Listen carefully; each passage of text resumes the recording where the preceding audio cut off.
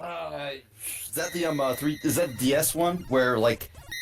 Yeah, it's the original DS one that's basically a Quake mod. We're officially live if you guys want to see. I You're do want to officially a see. Quake mod. Yeah, well, Metroid Uh, Prime Hunters, like, it's hard to underestimate, like, how that demo impacted the release of Nintendo DS. Because I remember people being so excited about that. It was very impressive looking, it's just not fun to play at all. But the demo, people were, like, playing that randomly, like, for realsies. I'll For, tell I you where played I it. did not. I picked up my DS for when the DS Lite came out, so they had long since stopped packing Oh in yeah, first then you lost track of it. Yeah. I am picked up a DS at release, and my brother got one as well, and we played the shit out of like the versus mode in that. Yeah, Metroid exactly. Hunters. No, people were doing that, like, a lot. Do I think it's a great video game? No, probably not. But damn, if they weren't going for it. An impressive, regrettable piece of technology. I think it's one of those cases where, wow, this isn't a mod, right? You're playing this on the Switch, right? I am playing this on Switch. Samus's sprite in this game is so detailed, considering, you know, everything about it. It's a weird thing to say, but it's Steph. one of the reasons I hate this game. Yeah, it's like, it's way too big for this postage stamp of a screen. I mean, I will say I do not. In case anybody's just joining us and like wants to start writing letters, I do not actually hate this game, but it is. I would be happier if Samus had a smaller sprite. I find this to be one of my favorite Game Boy games, but then again, that is an extremely short list. I really like Game Boy games. I've been playing fucking Oracle of Ages. It's And that's good. Good game. Although It I is a do good consider Game that Boy a Game game. Boy Color game, as It something of a is. separate entity. Oh, I do Fanboy has an not draw opinion on this. distinctions. I There we personally go. don't draw distinctions. I very much draw a distinction. The kinds of games that you played on Game Boy Color were very similar to the kinds of games you were playing in late life Game Boy. I mean, Because the late life technology did Game not Boy, allow for. I don't disagree with you, but it's a matter of I am someone who very much remembers early life Game Boy. And this is more what I think of as like Game Boy games, of which there are 3 of them that are like worth playing. So this is Kid Icarus of Myths and Monsters, right? You're playing a dangerous game, boy. Yeah, I'm kind of blown away by how detailed Samus's sprite is, and also I am horrified by the concept of playing this on an actual Game Boy screen. In actual monochrome. I mean, I've told In this story proper before, green. and I will tell it again. When my dad got his quote-unquote new house, which was new when I was 10, and he still lives in it to this day, it required a lot of, like, what's the word I'm looking for? Not remodeling. Repairs? Repairs, yes. And during the time that he was painting the entire, like, living room, kitchen, bedrooms, like anywhere you would have to survive, he allowed me to borrow a Game Boy from my friends so that way I'd have some level of entertainment. So, to this Wait, day... he wasn't making you help? Nope. I just sat there. I wouldn't trust that I was 10-year-old. I was about to say, I wouldn't have a 10-year-old paint my house. Man, our You are parents had sucking very at different. this. Our parents had very different styles because painting the house was literally a chore. Our mom gave us like on any random Saturday. we were very rambunctious. Alright, it's We were Tuesday, time to like paint the 10 house. missiles at that Metroid and like 3 of them hit. Yeah, that was kind of impressive. Look, But no, I like, knew there was a refill right there. I wasn't trying very hard. Yeah, that's the excuse. But anyway, this is why the remake has aiming.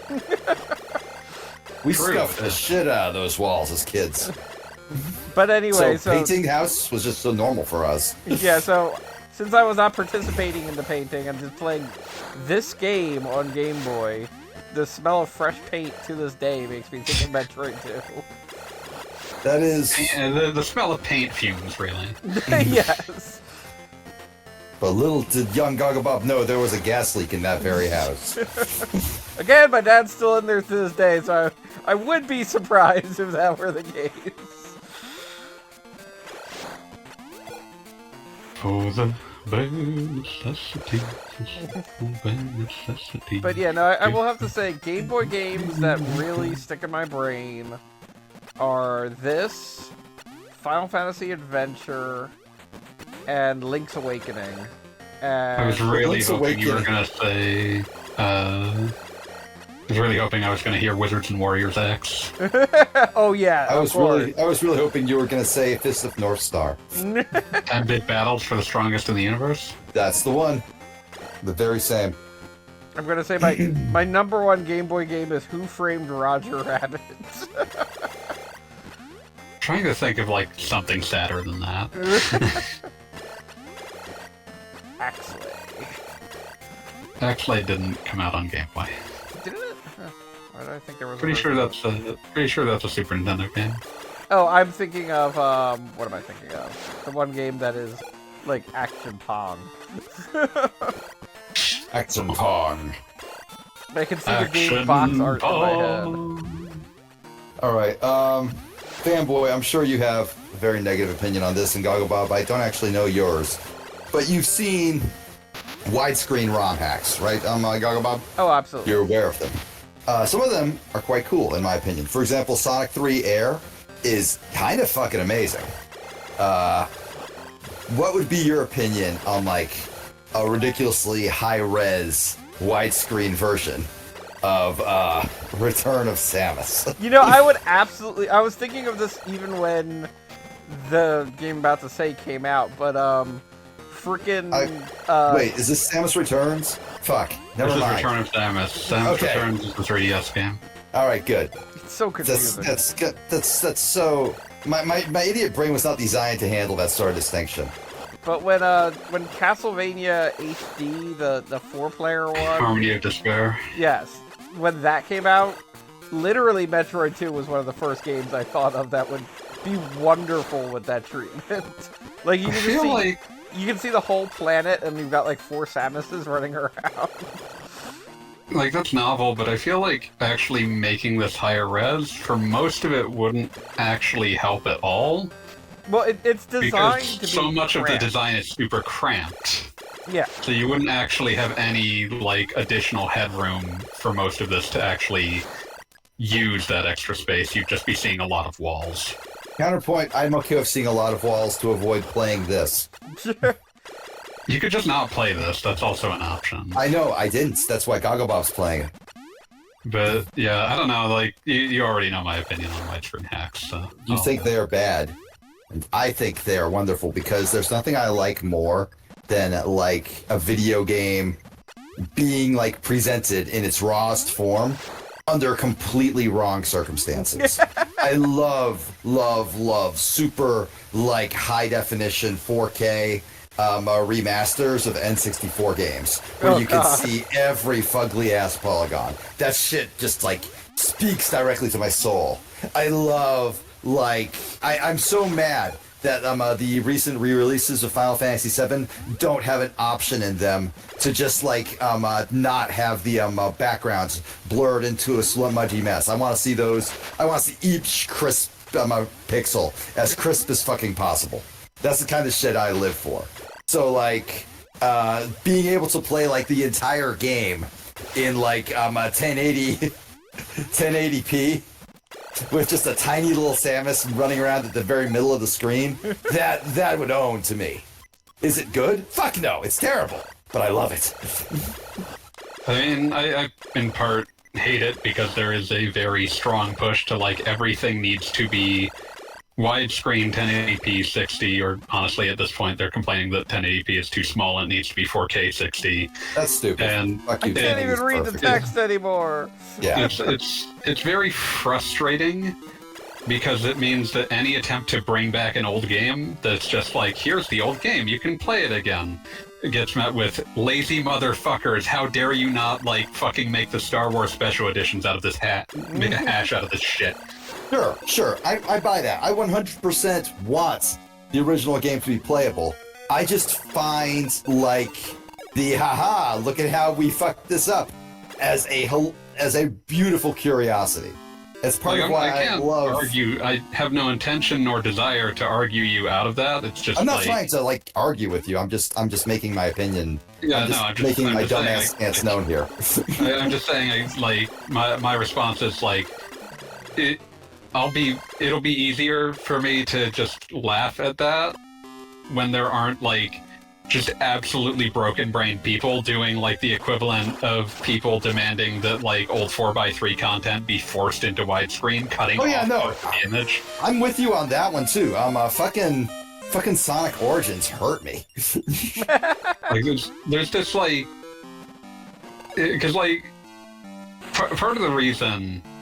Like I'm gonna use this game as an example, but because it's on screen and it's because it's a thing that we have already during this stream taken to task for having Samus feel out of proportion with the environment. Oh yeah. So absolutely. like, say we zoom this camera out. Okay. You can see more, and I don't think it would honestly make the game that much easier, but that's not sort of what we're getting at. It's more, there's direct artistic intent for how much of the screen that Samus is taking up. Like, it's designed to create the feeling of claustrophobia, and the game loses a great deal without that, because, like, its atmosphere is what it has. Right. And there's this underestimation of, like, essentially the cinematography of the camera of a 2D game. Alright, sure. I'll go with that. You can see that also with, like, one of the ones I remember seeing was, like, a widescreen hack for, like, Link to the Past that made it so that you could see... That sounds like just a genuinely bad idea. Because... Yeah, like, it's awful, because Link to the Past's perspective gives it this feeling of being a much more expansive world than it is. Like, it creates this sense of hugeness that, like, is fighting against the nature of what actually it's composed of. And, like, when you make the world bigger and everything else is exactly the same, you get, like, this, or I should say, when you make the perspective bigger but everything else is exactly the same, it shrinks the feeling of the world so it no longer feels like as big of an adventure as it's designed to, like, as so much of it is designed to convey. I will say one thing that I felt like people make the joke of like, oh, you're breaking my childhood or whatever. One thing that broke my childhood was I absolutely adore A Link Between Worlds. That's the one where things turn 3D, correct? Or yes. Yeah, that's the Link to the Past sequel. Sometimes I get the Link confused. Link to the Past sequel, and also you can like become a 2D image on the walls. Yeah, which was I great. absolutely adore that game. I really want to see it. I really want to see it come back on the Switch. Yeah, it should be ported to something. More people can play it.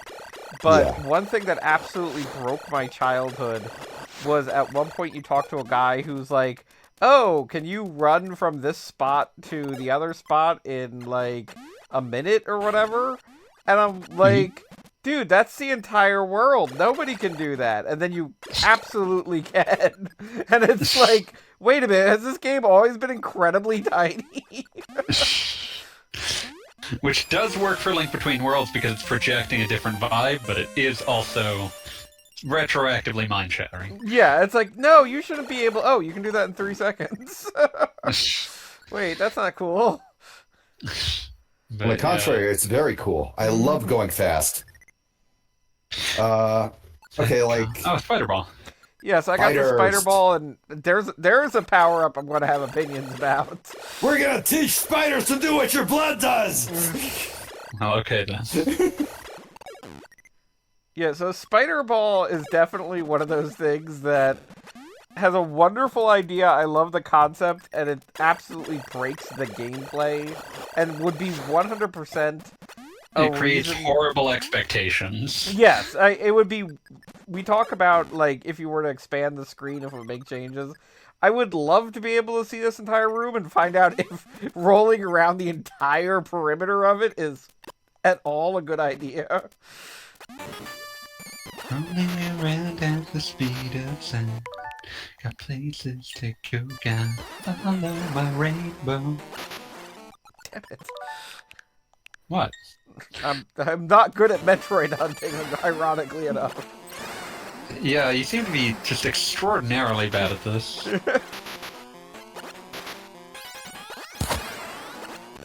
There we go. So are these beta Metroids, alpha Metroids? No, these are alpha Metroids. Okay. I couldn't remember if it, like, saved alpha for something else, or if it just was the first thing was the alpha Metroid. Yes, the first thing is it's just straight alpha, beta, gamma, omega. And then Queen, as the Greek alphabet goes. I mean, they can't stop us now. I was going to say, then following that is the Metroid Masters of the Universe. No, I don't think that's true. I think we can do better than that.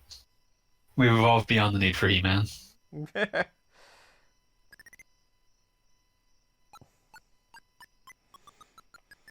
We will never evolve beyond the need for Buzz-Off. It's pronounced buzz off. Get it right, damn it. Buck Bumble. Ah, yes, Buck Bumble. Best friend of Fuck Fumble. Wow. Cereal bag fumbler, that one. Just absolutely the worst. Also, I appreciate how, like, steadfastly you're all ignoring the vandalism I've done in the chat. I can't even see the chat. I have long since learned. Hey, fanboy, I feel like you should tell Gogglebob what the people are posting in his chat. I would never. Gogglebob can read. I am currently spiderballing. He's busy spiderballing.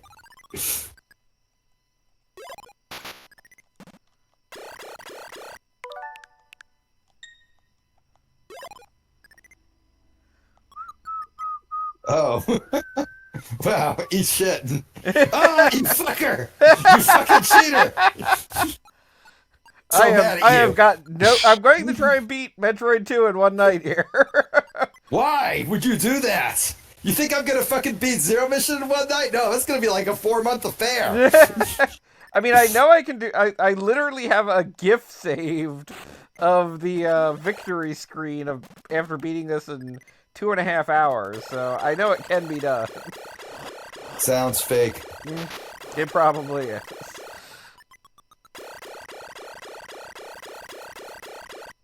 Now, one thing that Metroid 2 absolutely does, whether or not it's like deliberate or not, but Metroid 2 definitely has forward progress in the planet, which means that if you skip something early in the game, like, you're never coming back.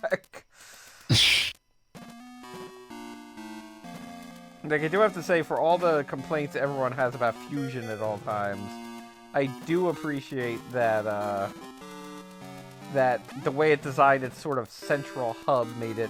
It's more organically linear. Yeah. Why would anybody complain about Fusion? Everybody loves Gogeta. I'll be back in a couple minutes. I cannot that one's believe for free. This is the second time of the day that I can't believe I just killed Fanboy. I can't believe this is the second time of the day that a reference to a fusion between Goku and Vegeta was germane to a situation.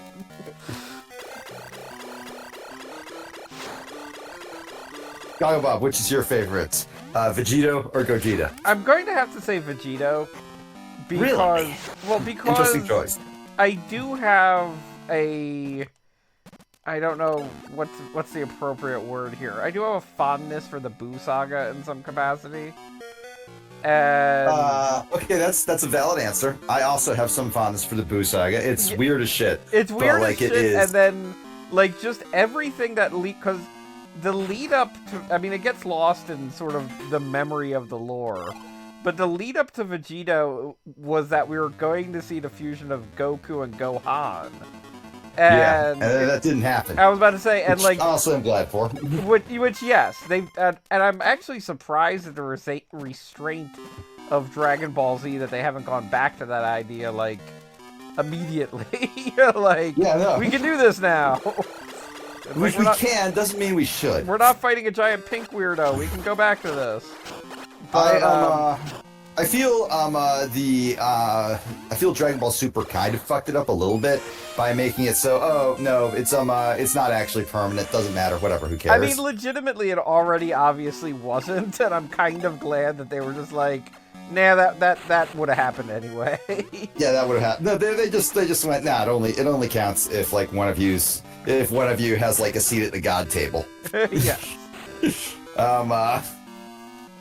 But I also absolutely love Vegito versus Zamasu. It's one of my favorites in the entire series. Oh, there you go, yeah. And I view Dragon Ball as a holistic whole. Super, OG, Z, all of it. It is all one complete product to me in my brain.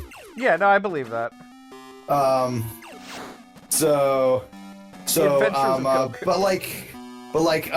Gogeta versus Broly is just up there for me. So yeah. Yeah, no, understandably. No, that is a great. One moment, I'm going to bring up a Metroid 2 map, so everybody hold on for a second. I will not. But I will continue talking to you though. But yeah, no, okay.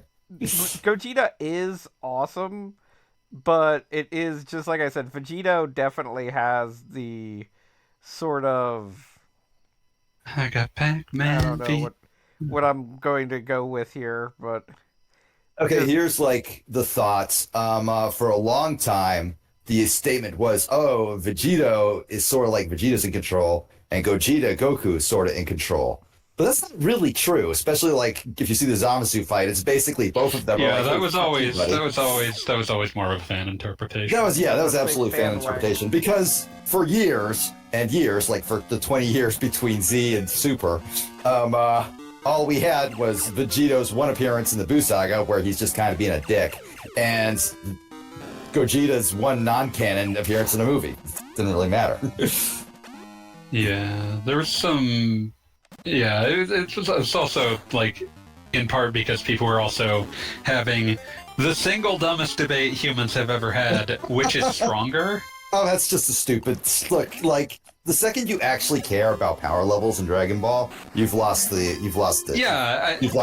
of the game. There are tiers among that debate because, like, caring about power levels in Dragon Ball in the abstract is less dumb than caring about power levels in Dragon Ball in a precise fashion is less dumb than caring about the power levels of two characters who are technically kind of the same character. Who are the exact same guy. Both of them are just Goku plus Vegeta. They are just slightly different ways to arrive at Goku plus Vegeta. They are different roads to arrive at, hey, Goku and Vegeta are the same guy for a few minutes now. But yeah, there's never been anything funnier than that particular debate. Yeah, no, that's an incredibly stupid debate. I love it. But like, I think someone on Talking Time once said, hey, instead of like, assuming that they had some other ridiculous number every new saga, just instead say, oh, they added 7. Just play by Paper Mario rules and one. They went up 1. They went up 1. Yeah. Why is Krillin able to beat Gohan in the lead up to the universe destruction saga? Well, because Gohan was only 1. He went up 2. Krillin started working out again. There was like a whole episode. There was like a whole episode about Krillin realizing that he actually had super bad PTSD. And by figuring that out, he went up by 3. Incredible moves. I love the idea of Krillin having terrible PTSD. It's like, I've died so many times. I've died so many times. I've watched literally was an episode that was that. It was literally I love it. Shouting at Goku, yeah, you think this is fine? All these assholes killed me. Remember that time that you got like fucking impaled and then like exploded via telekinesis? Yeah, that sucks for me. That was fucked up. That fucked me up as a child. That was a weird thing to watch. Yeah, that was an unpleasant thing to happen to me. I'm not talking about the fiction. I am saying, like, when I was watching that as a child, I was like, damn, what? Oh, damn. Yeah. Yeah, no, yeah, like, 11-year-old fanboy was not prepared for that. There's a reason Frieza is remembered fondly. His most recent appearance, I think, like in continuity or whatever, which is a dumb thing to care about under any circumstances, is I believe the Broly movie, where all he does is like just get absolutely trashed by Broly for an hour. Because Goku and Vegeta teleported away to learn the fusion dance.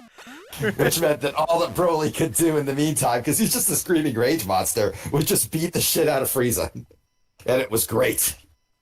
That's a fun movie. I mean, honestly, all the Dragon Ball Z or Dragon Ball Super movies have been good stuff. Yeah, pretty much.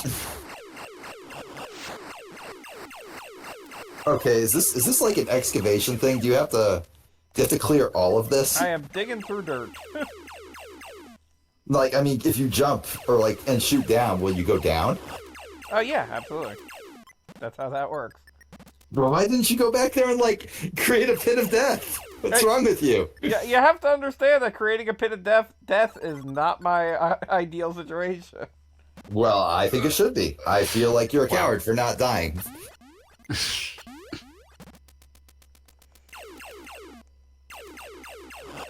Yeah, I actually got to see the most recent Dragon Ball Super movie in theaters, and I was glad I did.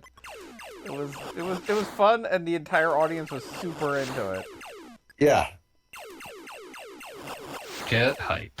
There were two people in front of me that I swear to God, every time a character did a transformation of any kind, they were like, "This is the best thing that I've ever seen."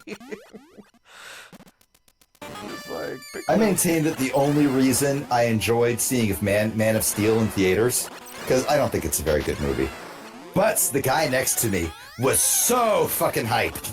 You have never seen a man get more excited when a Superman broke Zod's neck. That's a sad thought. That's a very weird reaction. He was jumping up and down in his seat. He was like, "Oh yeah, that's how you do it." I mean, very weird reaction, because even within that film, that is not portrayed as a happy thing. No. He was just like, "Oh fuck yeah, he got him," and I was like, "You know what? Fuck yeah, he got him."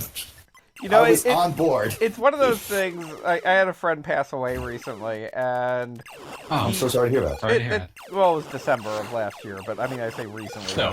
Still was unexpected. That's fresh. Yeah. He is somebody who I always enjoyed going to dumb superhero movies with him, because, like, what would happen would be afterwards. I'm just gonna skip to the, like, afterwards. He would be like, "Oh, I kind of thought about it. That movie we saw the other night was kind of dumb, wasn't it?" And it'd be like, "Yeah, it was kind of had some plot holes and stuff." But during the movie, it would be like, "Oh my God, did you see that? He just did this thing. He just did the thing." Did you see that thing we both just paid to see? Yeah, I feel like if I was to make like a cultural critic observation here, the in the moment, "Oh my God, did you see that shit?" is so much more important than any after the fact, "Oh, that was kind of a plot hole." Yeah, no, and I saw Batman and Superman with him, the one. The dumb one. The bad one. Yeah. And just... It's a very bad movie. Like... Even in the moments, I could not be like, "Oh, that was great." No, this was a dude who at the time was in his 30s, and I swear the childlike wonder of, "Oh my God, Wonder Woman is in this movie too," was just like, I will never forget that. I'm just happy for them then. That was the thing. They got to experience that. And again, afterwards, he was like, "You know, I kind of thought about it, and some of that stuff was really the whole Martha thing. That was kind of stupid." But like, just in the moment, it was like, "Oh my God." Yeah, you need a little bit of that, like just in your life. We all need to be able to just say, "You know what? No, that was awesome. Fuck you." Yeah. Like, Batman has a kryptonite spear now, and we're going to have to deal with that. For some reason, we were allowing that. I've read that Zack Snyder is thought to be a plant by weird Republicans in Hollywood, and I kind of believe it. I'm sorry, what? Have you seen his movies? Well, dude is absolutely a weird Republican. Yeah, but I think he's a weirder loon than a plant. Oh, yeah, for we sure. We also have Michael Bay, who, like, if he could have the Transformers straight up give the American military a fellatio on the screen, he would do that. Yeah, like Michael Bay, I think Michael Bay is definitely like 100% a fuck yeah, the American military at all times. But I feel like that's born out of less praxis and more. He saw a fighter jet as a child, and it was the greatest thing he'd ever seen. Which, having been a child, I get it. I get it, Michael Bay. I remember being 5. I understand. I too was 5, and let's not kid ourselves. Fighter jets are kind of the coolest shit ever. They go super fast, and they shoot things to explode.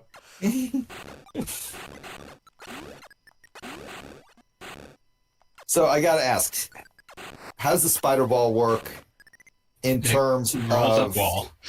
Okay, yes, that is fair. That's an accurate answer, and I should have talked faster. I apologize.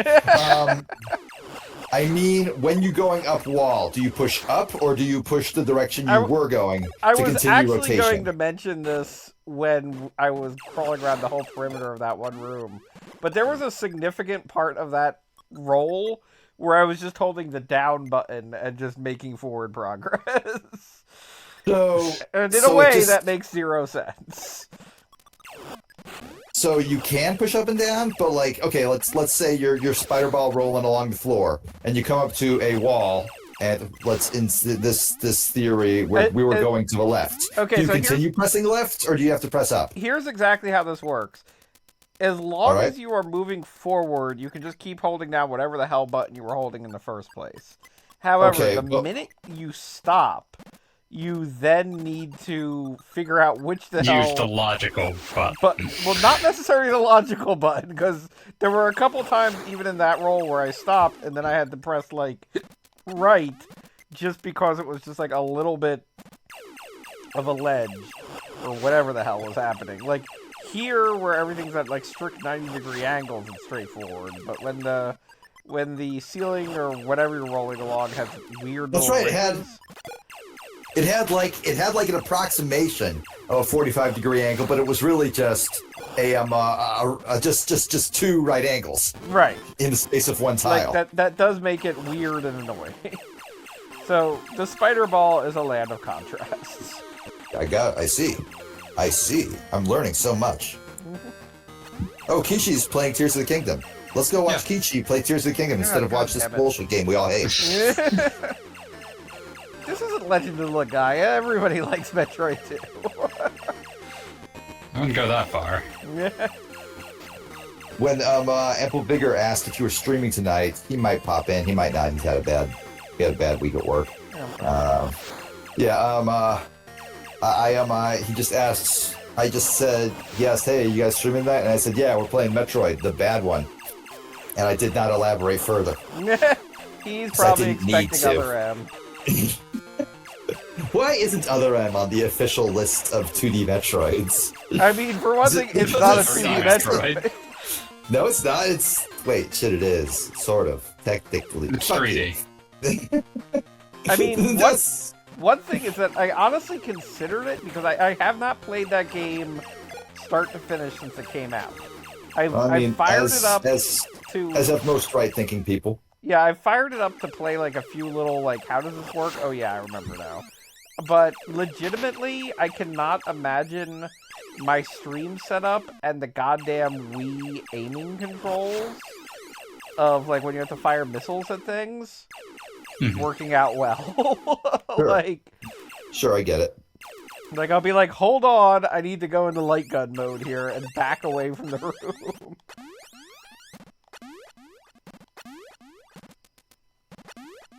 But legitimately, that is a game that it has so many choices that I disagree with. Let's just go with that.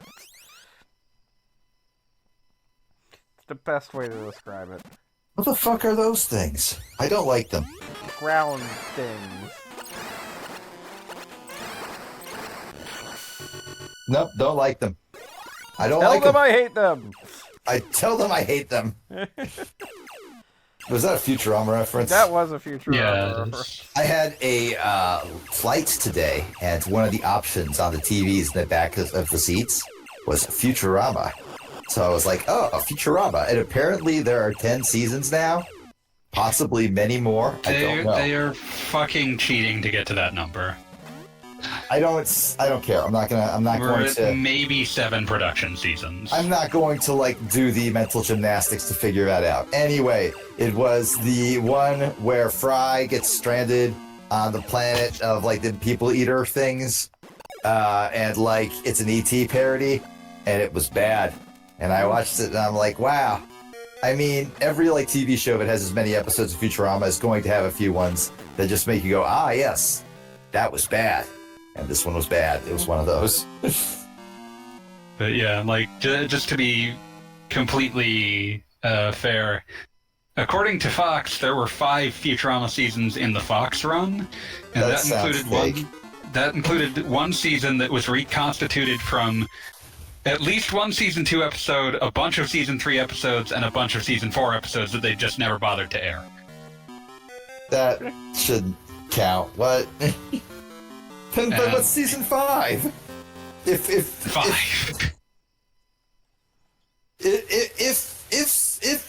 what I presume is season 4 consists of seasons 2, 3, and 4, then what the fuck is left for season 5? That was season 5. The thing I just said was season 5. Season 4 was a bunch of season 3 and 4 episodes randomly interspersed together.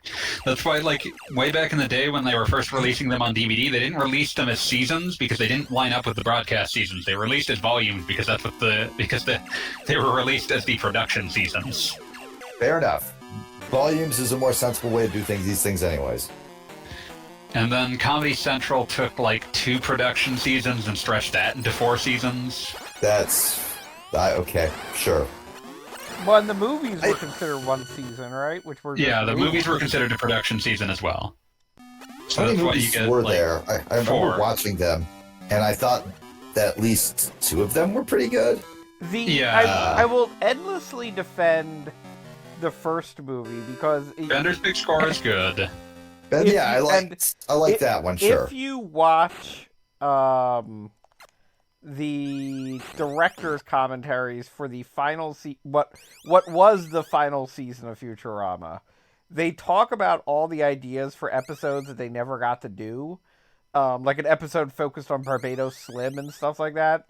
They were obsessed with that idea for some reason. Yes. Because Barbados Slim is the best idea.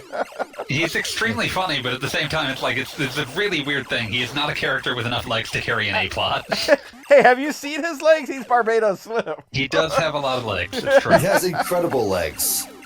Every time I see his legs, I'm like, damn, I wish I could see more of his legs. But an entire episode would give us that. It's clear from what they're talking about that, those that evolved ideas... into the subplot with Hermes losing his body. Yes. But it's clear that, they had ideas for Bender's Big Score, and, it was absolutely everything they had... while they had quote-unquote time off, they were this would be the best idea for what they do. They even talk about using that 30th Century Man song. All the stuff that they wanted to get into Futurama, they did with this movie. And then it's pretty clear that those were all the ideas they had. And, I'm sorry, I really like Bender's but we're Big done Score. I think the Beast with a Billion Backs, by the end of it, I was like, okay, come on. That one's mostly pretty okay. There's some stuff on it that I would have cut out. Bender's Game is a complete wash, not worth watching. I mean, Bender's Game is basically a pilot for, whatchamacallit, but Disenchantment? It actually isn't, because, 3/4 of it is not in the fantasy world. The fantasy world is also the worst part by far. Oh, yeah, that one. And the last one, which one was the one where Yonder is decent? Yeah, I mean, that was supposed to be the finale again. After watching Bender's Game, I watched that one and was like, yeah, that was alright. It was the finale, but it was also built on the assumption that, these are doing well enough that we can probably get another season, so we don't want to be too final with this finale. We don't want to be too final with our finale. So What's the spikes? I need to find out what happens when you go into the spikes, Gogglebomb. It's pretty go straightforward. Into the spikes, you It's pretty coward! straightforward. You don't need to know. I need to know! Fire and damnation upon you! I think this doesn't lead anywhere. Oh no. But you have to find out. Oh man, are you guys aware of the Any Austin series? Kane was tweeting about it a few days ago. Also, wait, just to interrupt, I'm currently just holding left for the entire spider balling you're seeing here. Sure, left. That makes sense. I am going right and up. You're going all sorts of directions, Still but holding like, left. all you have to do is hold left. Okay, sure. Thank you for clarifying. Okay, go on. No, he basically does these videos on like the weird I guess in between parts of N64 games. Like the areas that like exist because something needed to exist for it to form a comprehensive 3D space. So like it'll be about like a weird corner of Bob-omb Battlefield where there's literally nothing and everything just like ends at an odd angle because that was you had to do that. It's a collection of seams. Yeah, it's all the seams in the game, just all the seams in that level ending up at that one spot where they're all sort of stitched together. There's no reason to go there, and that's what makes it sort of fascinating because, in his words, it is a part of game design that is almost accidental. Really the only part of a game like Super Mario 64 that can be accidental, because that's a very intentionally designed game. Consequences of every other choice. It's the consequences of all. Yeah, exactly. It is something that had to happen because otherwise the level would just, wouldn't be there. It's a load-bearing area. Yeah.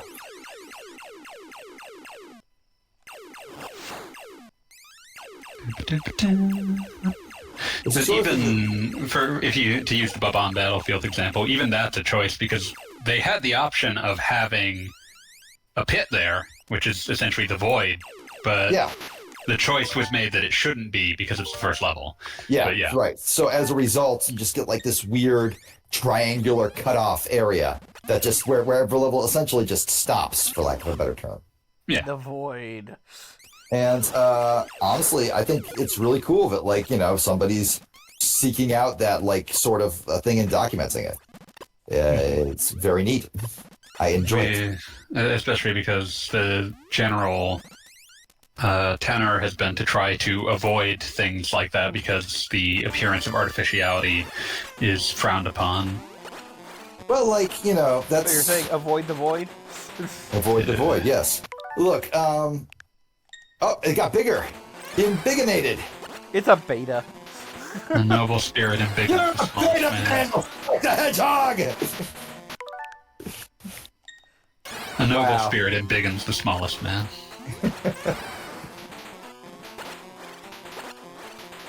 Wow. Bob, this is... I don't want to, like, sound too mean, but this thing is pushing your shit in. I mean, I just want to be clear that Samus Aran is a master hunter. I am not.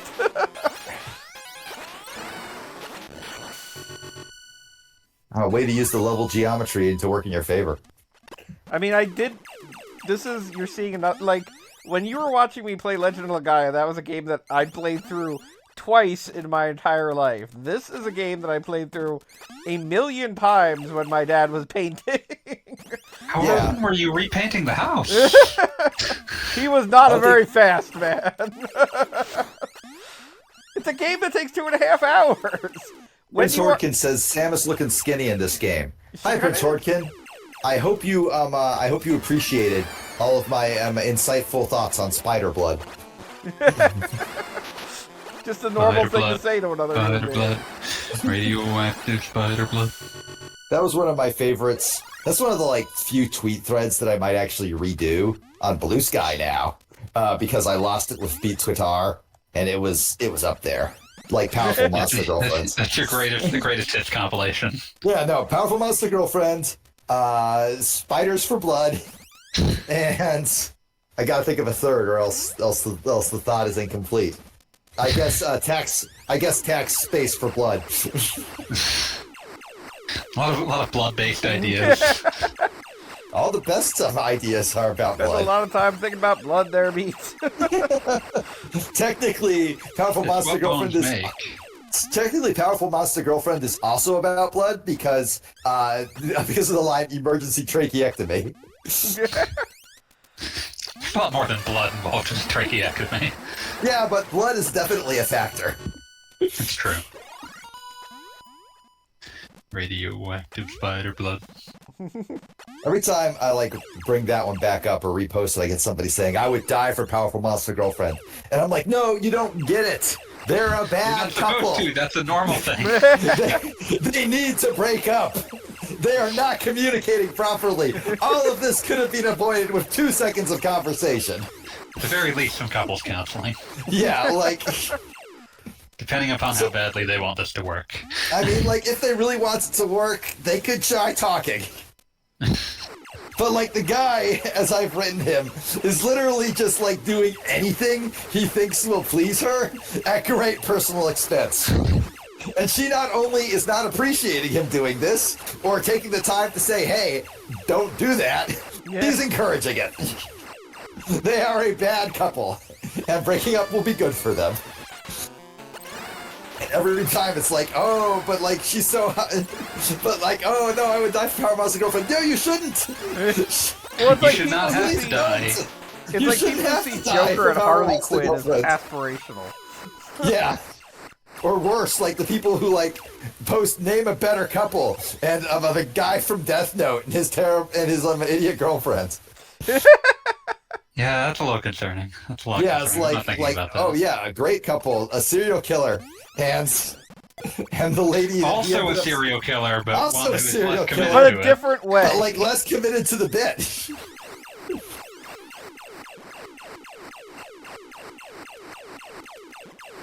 I can't remember if the original Game Boy game had. Was there even anything back there? Was that just? Oh, the orb. Well, there was a Gamma Metroid to kill on the way. You need to kill the Metroid. You got the Metroid count, right. Okay. I do think it's a unique and interesting idea to have a Metroid counter, where it's just no, this is a seek and destroy mission, kill them all. That is kind of cool. I'm not sure if this game pulled it off great, but I appreciate the effort. I mean, I do appreciate the concept. I mean, any game, particularly as somebody who played through the NES era where things respawned 3 inches away from where you killed them. I appreciate... Mega Man being a huge offender in that regard. Oh, yes, of course. And Castlevania also comes to mind for that. I appreciate any game that, when you kill something, it stays dead. Yep, and, giving it a counter is also something that... Because, I mean, I've mentioned this before because I love it. Final Fantasy 13-3, which is a goddamn amazing thing to be able to say. But Lightning Returns, after years of random monster battles where you kind of have to figure out what the ecology going on there is that supports this kind of thing, but after years of that, they finally gave us a situation wherein if you killed enough of a certain monster, it was dead forever. You made it go extinct. You hunted it to extinction. That. And you were supposed to do that. Yeah, you were I have a thought here. It takes me a moment to think. Oh, yes, you said Final Fantasy 13-3, and that immediately set off a lizard brain reaction deep in the crevasses of my mind that nobody goes to. Do you call it 10-2 or X2? Because I always call it X2 and I will never fucking change. I respect X2, and I definitely write it like that, but I definitely mentally say 10-2. I'm all alone in the world. Nobody else calls it X2 but me. I think I did until Final Fantasy 11 came out. You were right. Believe. As far as I'm concerned, the Final Fantasies all have, proper numbers until 10, which is just Final Fantasy X. Yeah, I'm not going to pretend to understand that. It's simple. Mega Man X broke my brain. Which is not Mega Man 10. I know. Final Fantasy is Final Fantasy 10, but fuck you if you think I'm gonna change the rules for Final Fantasy.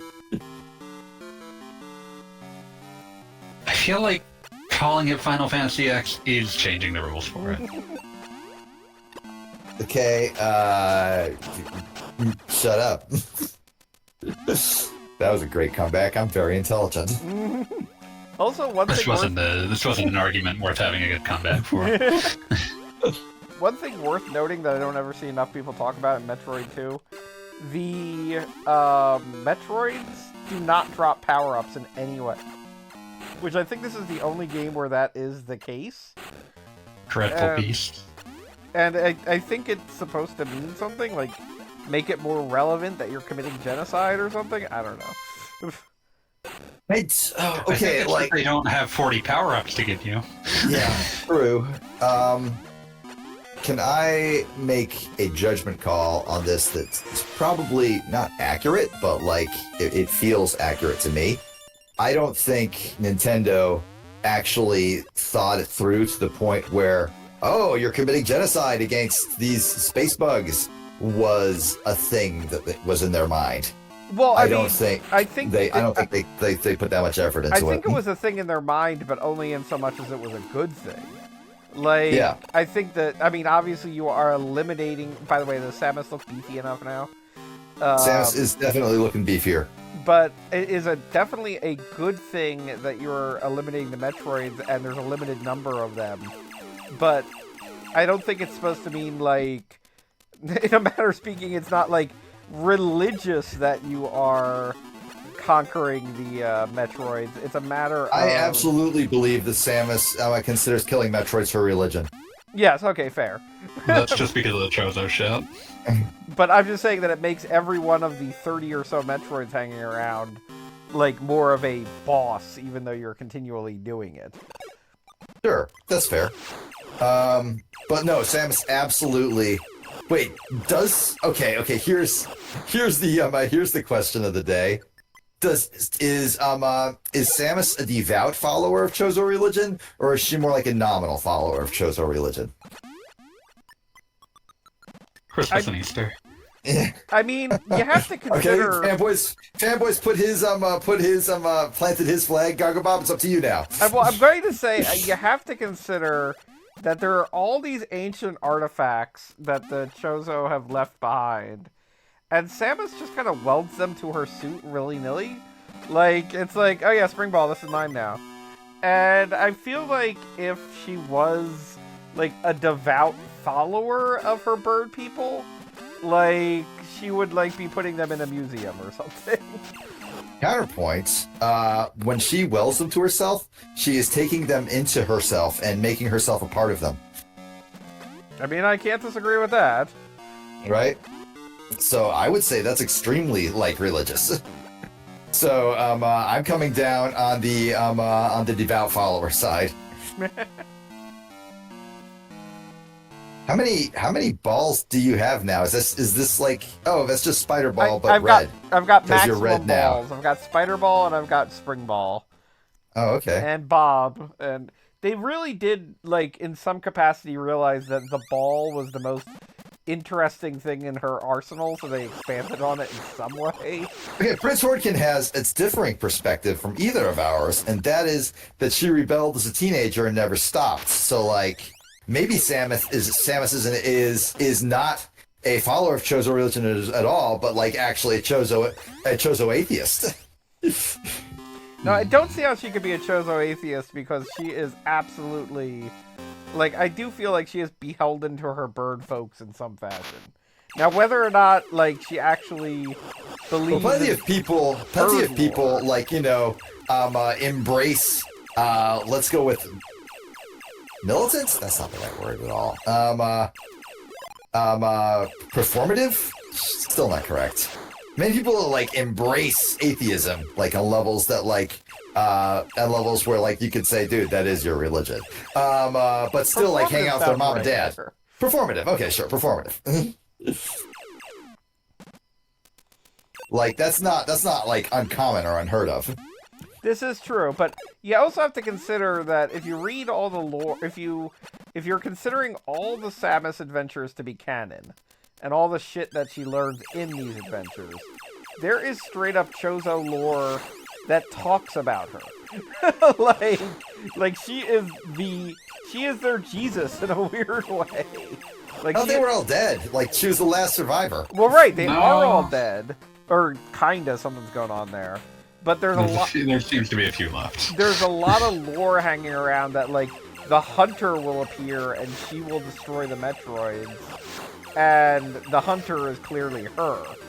Okay, but like, isn't Samus like just basically some orphan girl who like crash landed on their planet and they're like, okay, sure, I guess we will raise you according to our weird bird ways because every child deserves love. Doesn't mean she can't be their prophesized hunter.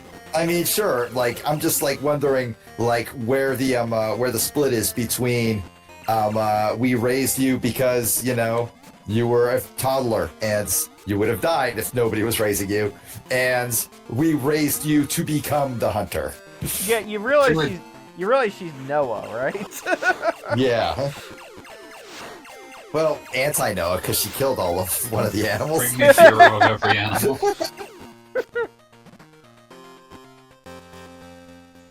But yeah, she definitely comes from a different culture, but somehow wound up being like pretty important. I mean, she was raised by Chozo, right? Like, yes, absolutely. Like, Chozo were definitely the most important culture in her upbringing.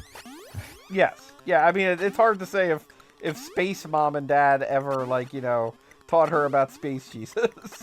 Like, I'm just saying, I'm pretty sure she didn't actually meet other humans until adulthood. Oh yes. And also, brings up one of my favorite little fan art things, which was the supposition that Samus is trans, and she's trans pretty much because the Chozo had no idea how human biology worked, but were just kind of reading about it. And like one day she just declared she was a girl, and the Chozo were like, "Oh crap, we were supposed to be doing something else." And then they just raised her as a girl, and she was cool with it. I fully believe the Chozo 100% support trans rights. Oh, absolutely. I am not sure if my headcanon is that Samus is trans, because I've honestly never really thought about it. So we'll just say, yeah, she totally is. Why not? It's something that I never thought too hard about myself, but I know some people to whom that idea as lore is very important, so I will respect that. Sure, okay, I'm on board. Samus is absolutely trans, fuck you if you disagree. Well, I wouldn't go that Do not use the original citation that people initially caused the source the statement from, because it's actually an old Nintendo employee being kind of transphobic. Okay, well, I'm not going to do that, obviously. I'm just saying, there's history behind that idea that is uglier than and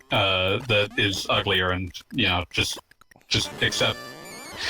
Just accept the I mean, that's all over the place. If you are into video games as we are, like, we could write a fucking book about poison.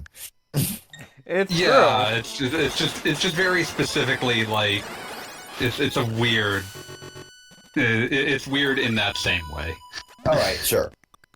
I will absolutely say that, like, whatever the like attitude that like birthed it. As dark as it may be, I think the idea of Samus just being trans is kind of cool. So, yeah, I do have to say, if nothing else, I do like the idea of Samus is the kind of person who absolutely would one day declare, "I am this," and then just go into it wholeheartedly. I believe that.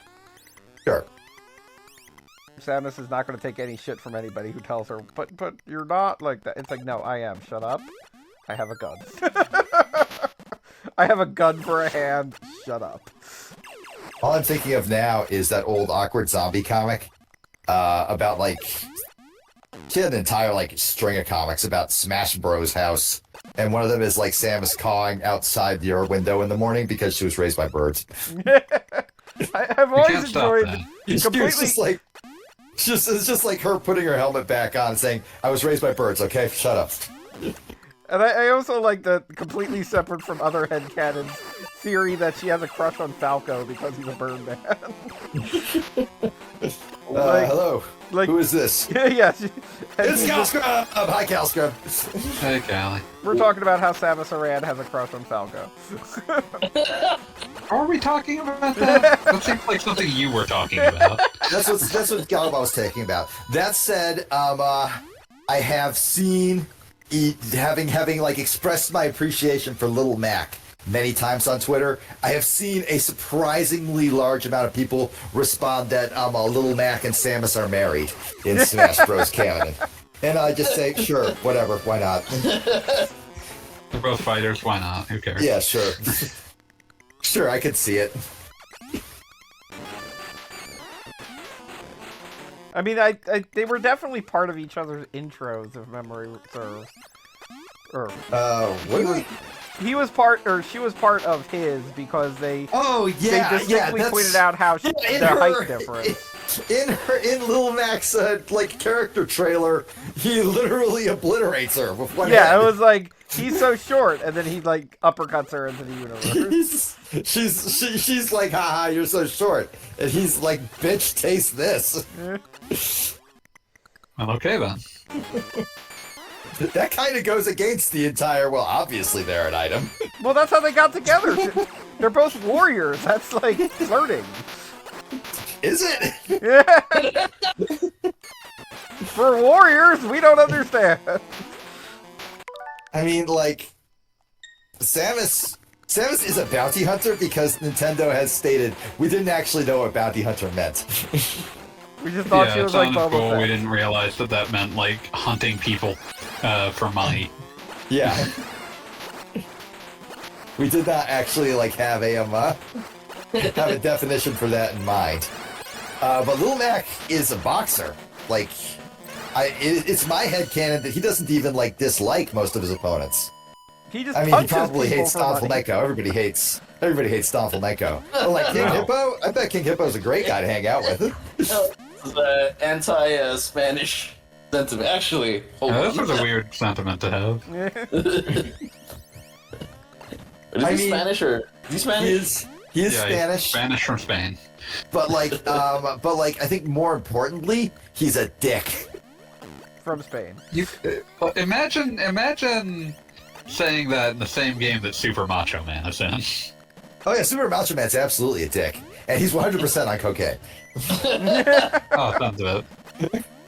Hold on, I gotta dig up my where the Punch Out guys are now. Oh God, it's important. I'm gonna start eating my burrito. Enjoy your burrito.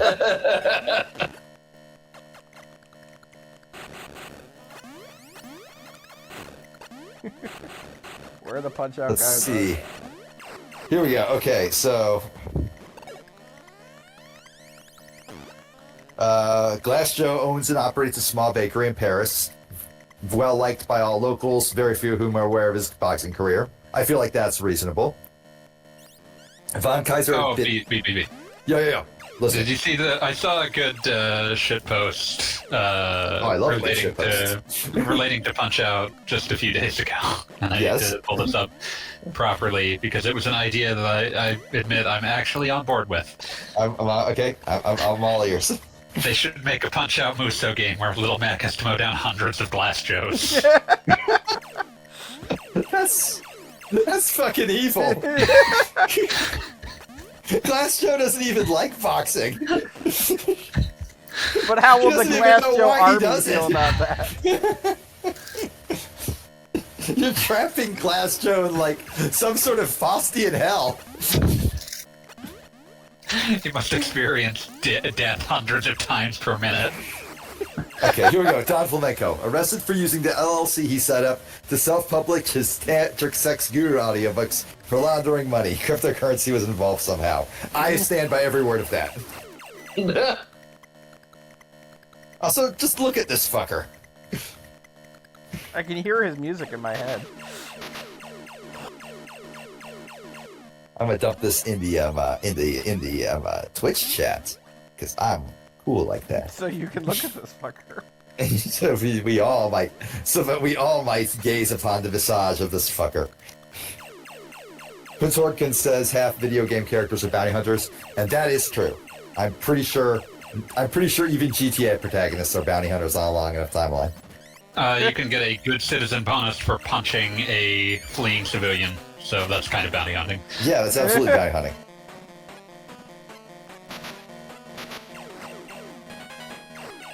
I forget. Does Mario get coins for bopping some Koopas? He gets 1-ups, which is better than coins. Depending on the game, he can get coins. I think in The 3D games lands... the 3D games pretty much always have enemies drop coins when killed. Yeah, that's bounty hunting. that is bounty hunting. Also, I'm pretty sure at least a few of the guys in New Donk City dispense coins when jumped upon. Pretty sure.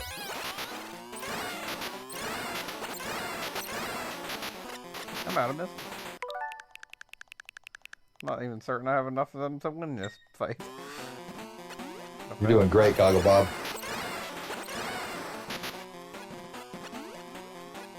That was a lie.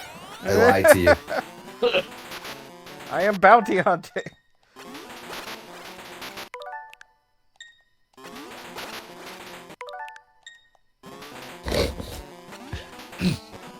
My brain is for some reason remembering an unrelated episode of Aqua Teen.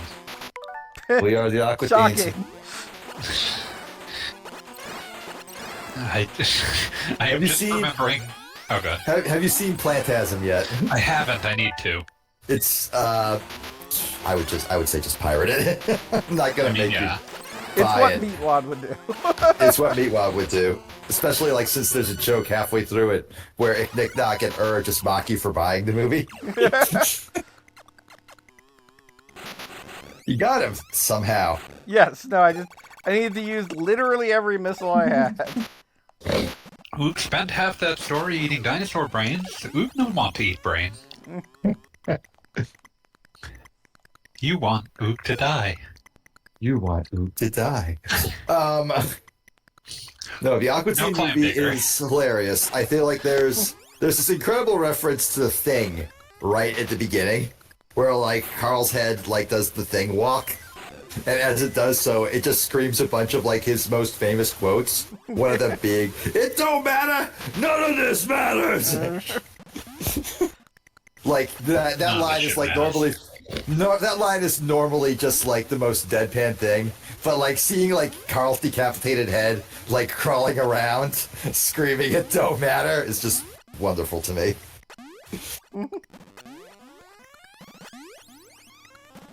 I always feel like the defining Carl moment in my head is him seeing that Shake had wrecked his like fucking rental car, and then absolutely destroyed it. And eventually getting so angry that his head just spontaneously explodes. And Meatwad saying, "Why did he do that?" And Shake just saying, "Why wouldn't he?" I think one of my favorite Carl moments is when Meatwad burns his house down. And Carl just staring at it goes. And Meatwad's like saying, "Okay, I think the lesson here is either don't play with matches or..." You definitely should play with matches, or you definitely shouldn't. It's definitely one or the other. Yeah, Carl just shouting, "It's definitely one or the other." I don't know, Carl, which do you think it is? But they're also both blasted out of their minds, so Carl's not even angry. Yeah. Hey, Emblemaker, we're talking about Aqua Teen, as was our wont. My HMO didn't really know what to do there, so he did this. You're taking this pretty well, Carl. Usually you'd be pretty pissed. Yeah, got these horse tranquilizers. Taking up on the gateway opens for that dwarf man over there. Oh, man. Hey, speaking of ketamine... No, even I am not that cruel.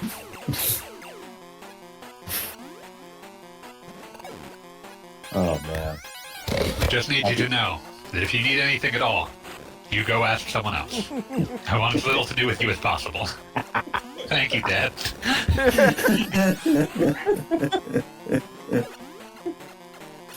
Oh, God, now I'm thinking of the one scene we see Carl's actual dad, and it's just like, I had to pull a lot of strings to get them to hire an 8-year-old. It's so good. It's got to be magic flying dinner. Magic flying dinner. It's just... You can't eat carpet, silly. No, you gotta boil it first. Let's get the balloons off. It's Christmas, Daddy. Okay, I do remember eating the carpet, not so much the giant foot and the lasers. But here in the future, the past has already occurred. Fuck. Oh, man. It's wonderful that we all share the same very specific brain damage. Oh, yeah. Oh, so good. So good. So Goggle Bob is trying to beat Metroid 2 in a single night, and we are all doing our very best to stymie him in his efforts. I mean, the game is stymieing me now because I'm out of Metroid. Hold on, a lizard got into my house and I gotta deal with this. I'm out of missiles. There's absolutely no way to get more without just randomly killing things and hoping they drop missiles. And I need like 15, I think, to kill a or a Beta Metroid. Just nothing's gonna cooperate. I mean, you won't.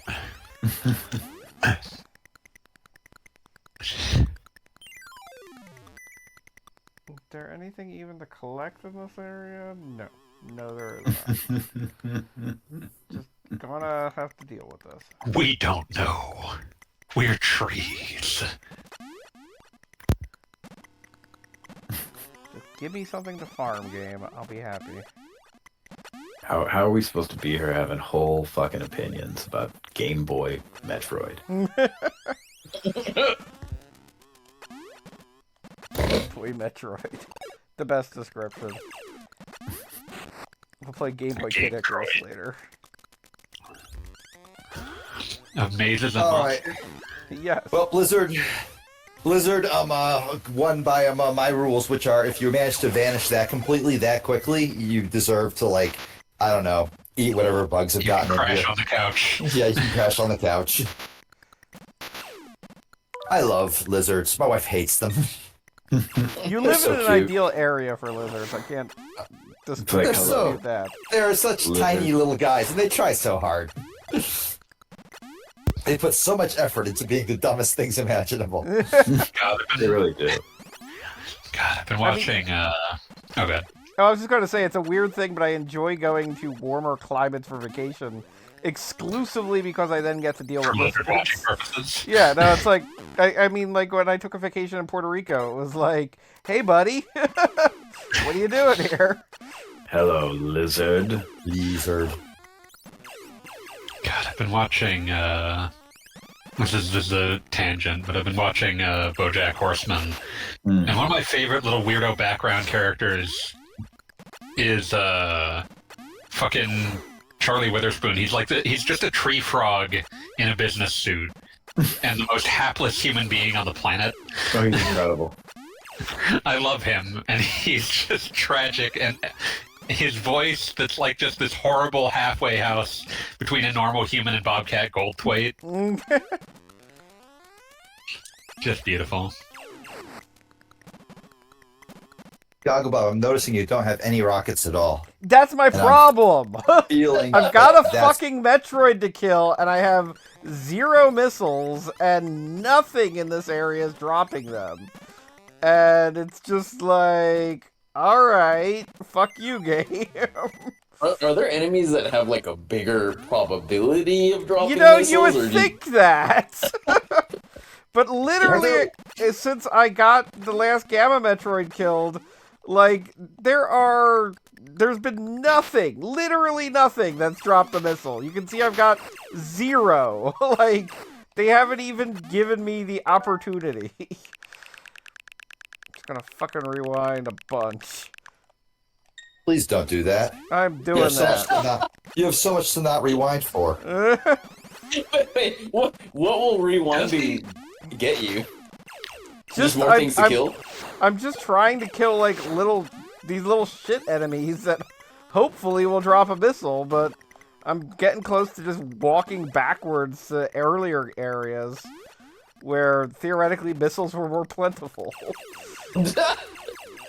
Like, this is really bullshit. Because there's nothing but missiles can kill these guys. And I need them. I need missiles. But I got nothing. I honestly don't ever remember this happening before. But whatever. Just Gonna have to get missiles from somewhere. Yeah. And literally everything is dropping energy, which is all well and good. If I needed energy. I don't need energy. Oh, hey, Gamma Metroid, how you doing? Guess what? You're not what I need right now. I can't kill you. I can't kill you at all. I wonder if they'll ever acknowledge the "Why can't Metroid crawl" joke in game. Like specifically in Metroid 2, a game that came out like 30 years ago. Not in this game. Metroid can crawl in a couple of them, though. Whoa. We all ask, why can't Metroid crawl? But we never ask, why can't Metroid ball? I mean, she's tall. I want to see Metroid I want to see Metroid Metroid just destroying on the hoop. On the court. Metroid Just, doesn't have an outside shot. Oh yeah, no. Oh yeah, no. Metroid, hack a Metroid is one of like the most like common ways to just to rack up penalties. I mean, personally, I would probably just ROM hack a Samus sprite into Chaos in the Windy City. Look, I'm just saying, Metroid's got no fucking 3-throw. Doesn't need it. Yeah. Metroid falls apart. Metroid falls apart in the paint. She can't take the pressure. I disagree. Oh no, she's steely-eyed as hell when like it comes to like shooting rockets at Mother Brain. But like when it's like time to shoot free throws, she sucks at it. That's it. I mean, that's never stopped an all-time great. No, absolutely. I mean, Shaq, Will Chamberlain, obviously. But like, gotta be honest, the free throw game, terrible. Didn't they have a commercial, a Taco Bell commercial that explained like, oh, Shaq sucks at free throws? I have to find this now. Are we accepting Taco Bell canon? But he sucks at free throws because his head is always tilted from eating too many tacos. That's just science. That's the greatest advertising. That's the greatest advertising canon since Barkley versus Godzilla. Like that's incredible. I love it. I want more of it. Shaq has taco neck syndrome. It's a serious condition, right? Yeah, like holy God. shit. I was not prepared for how accurate that was, Calscrub. Like it ends of like Shaq just sinking 3-throw after 3-throw, and I'm like, oh fuck. Is it because he got tacos? It's because his neck broke. Because of tacos. Oh wait, tacos made his free throws. Man, I don't remember this. I have pulled it up on YouTube, and I am now sharing it with the class. Like it's I brought enough chewing gum for everyone. This is a multi-poster. I post this in the Twitch chat and in general. Oh shit! Everyone gets to see this. Multi-post. Multi-post. Indeed. God. I've become like mildly obsessed with Fear and Hunger, but less the game itself and more like trying to understand how an obscure RPG builder title from 5 years ago suddenly became like the hot thing on YouTube. I've seen weird trends like that. There was at one point like I follow a ton of like gaming channels, and they all have like their weird Let's Play channels that I follow out of pity, mostly. I'm not. Thank you for watching even worse streams. I'm just saying, I follow your content for your excellently curated. So here's how you beat weird obscure game from 20 years ago without using these two buttons. I'm not following you for your like 60 hours of you playing fucking needy streamer. What the fuck was that game's full title? It was horrifying. It was literally, hey, we made a visual novel about borderline personality disorder. thought we were talking about Getting Over It, the game that was made to make like streamers, question the value of their own lives. Yeah. And ironically end up talking over the creator who is constantly rambling in the background. That's the one with the dude in the pot that has to climb with a pickaxe, right? Yeah. Yep. Getting Over It with Bennett Foddy. Any given stream will constantly be talking over Bennett Foddy.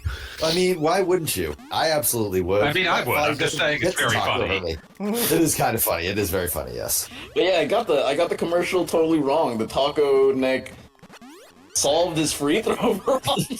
I know, right? What the fuck? I feel like I was lied to almost. It's like, you thought you were getting a joke about a man being crippled for life by eating too many shitty tacos. Instead, this is about him self-actualizing. No, this is self-actualizing through shitty tacos. I thought it was going to be like, why does Shaq suck at free throws? Well, maybe he ate too much delicious Taco Bell. But no, it turns out delicious Taco Bell makes him a three-throw god. I don't get it. I was not prepared for the twist ending. I think it's pointing out. I think they were simply presaging the reality that Shaq would become immeasurably better as a basketball player once he just got fat as shit. Like being huge has its advantages. I mean, yes. Did it kind of actually happen in the real world, though? That's what I mean. No, it did happen in the real world. Like Shaq when he's at the LA Lakers, he needed to be in fucking my ass is too big for the seats at not Berry Farm shape. Well, I mean, the thing is, like, even though he got like super big, he was still like fat. He was athletically big ass dude. He was that's it. He was athletic. Yeah. He was just fat as shit for an NBA player. That's all. Yeah, he was fat, sure. That did not mean that he was not. That doesn't mean you're not athletic at all. Yeah, that did not mean that he could not absolutely destroy. He became he was a hitter, man. He was good. He was just big boy, pancake eater. A big boy. Listen, that's the ideal place to be. Yeah. You're not wrong. Like if you can move like you weigh like 150 pounds while weighing 300 pounds, you are like doing something right. Oh, he definitely weighed more than 300. That's where the big Van Vaders of the world come from. Yeah, exactly. The big Van Vaders, the fucking Bam Bam Bigelows. Hell yeah, I was just about to bring it. We're just going to start listing enormous dudes who do moonsaults now. I think Sean Baby once described Mark Hunt as... I think Sean Baby once described Mark Hunt as moving like he's unaware that he's carrying a whole extra person. Yeah. God, that reminds me. I need to dig through the fucking Dog Zone archives in order to find the episode that he did along with Josh Barnett. Wait, he did an episode with Josh Barnett? Yes. Oh my fucking god. Because they were talking about it on the most recent episode where they were talking about Trum Trum, which is apparently a... Trum Trum.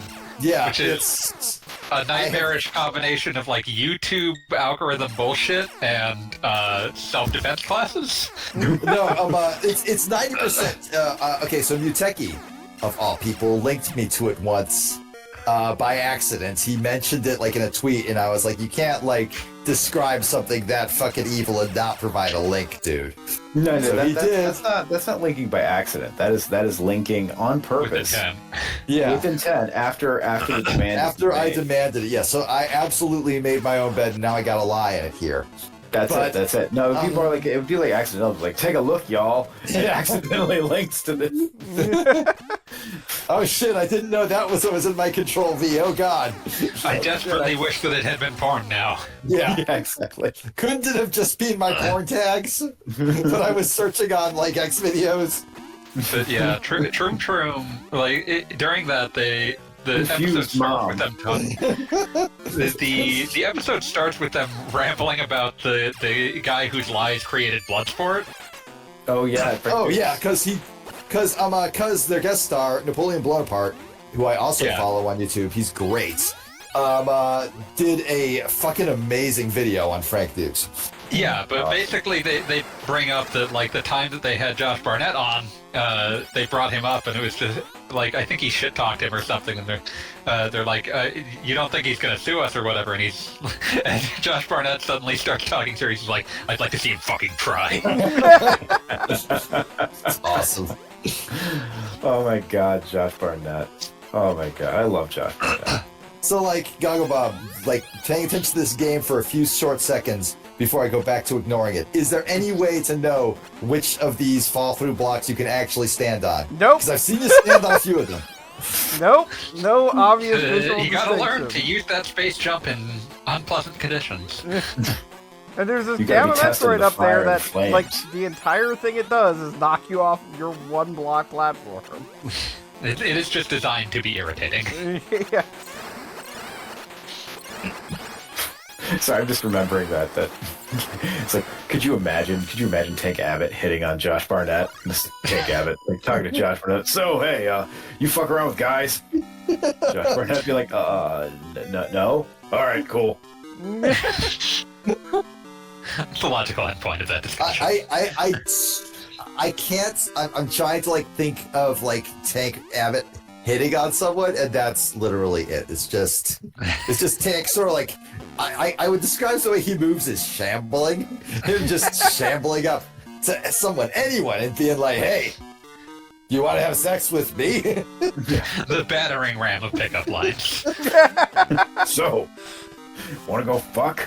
I can only assume it's worked at least once. You know what? I am 100% sure it's got a completely, like, it's got a hit rate that would make you that would just make you question, like, everything you know. Why did I bother with anything else? The success rate of Tank Abbott just, like, walking up and being like, "Hey, you want to fuck?" would be, like, just through the roof. Just phenomenal success rate. Yeah, that's true. That's true. Like, he never had to learn any other game because why bother? Yeah, exactly. Like, he's like the natural. He's like fucking Robert Redford in The Natural. Because why bother?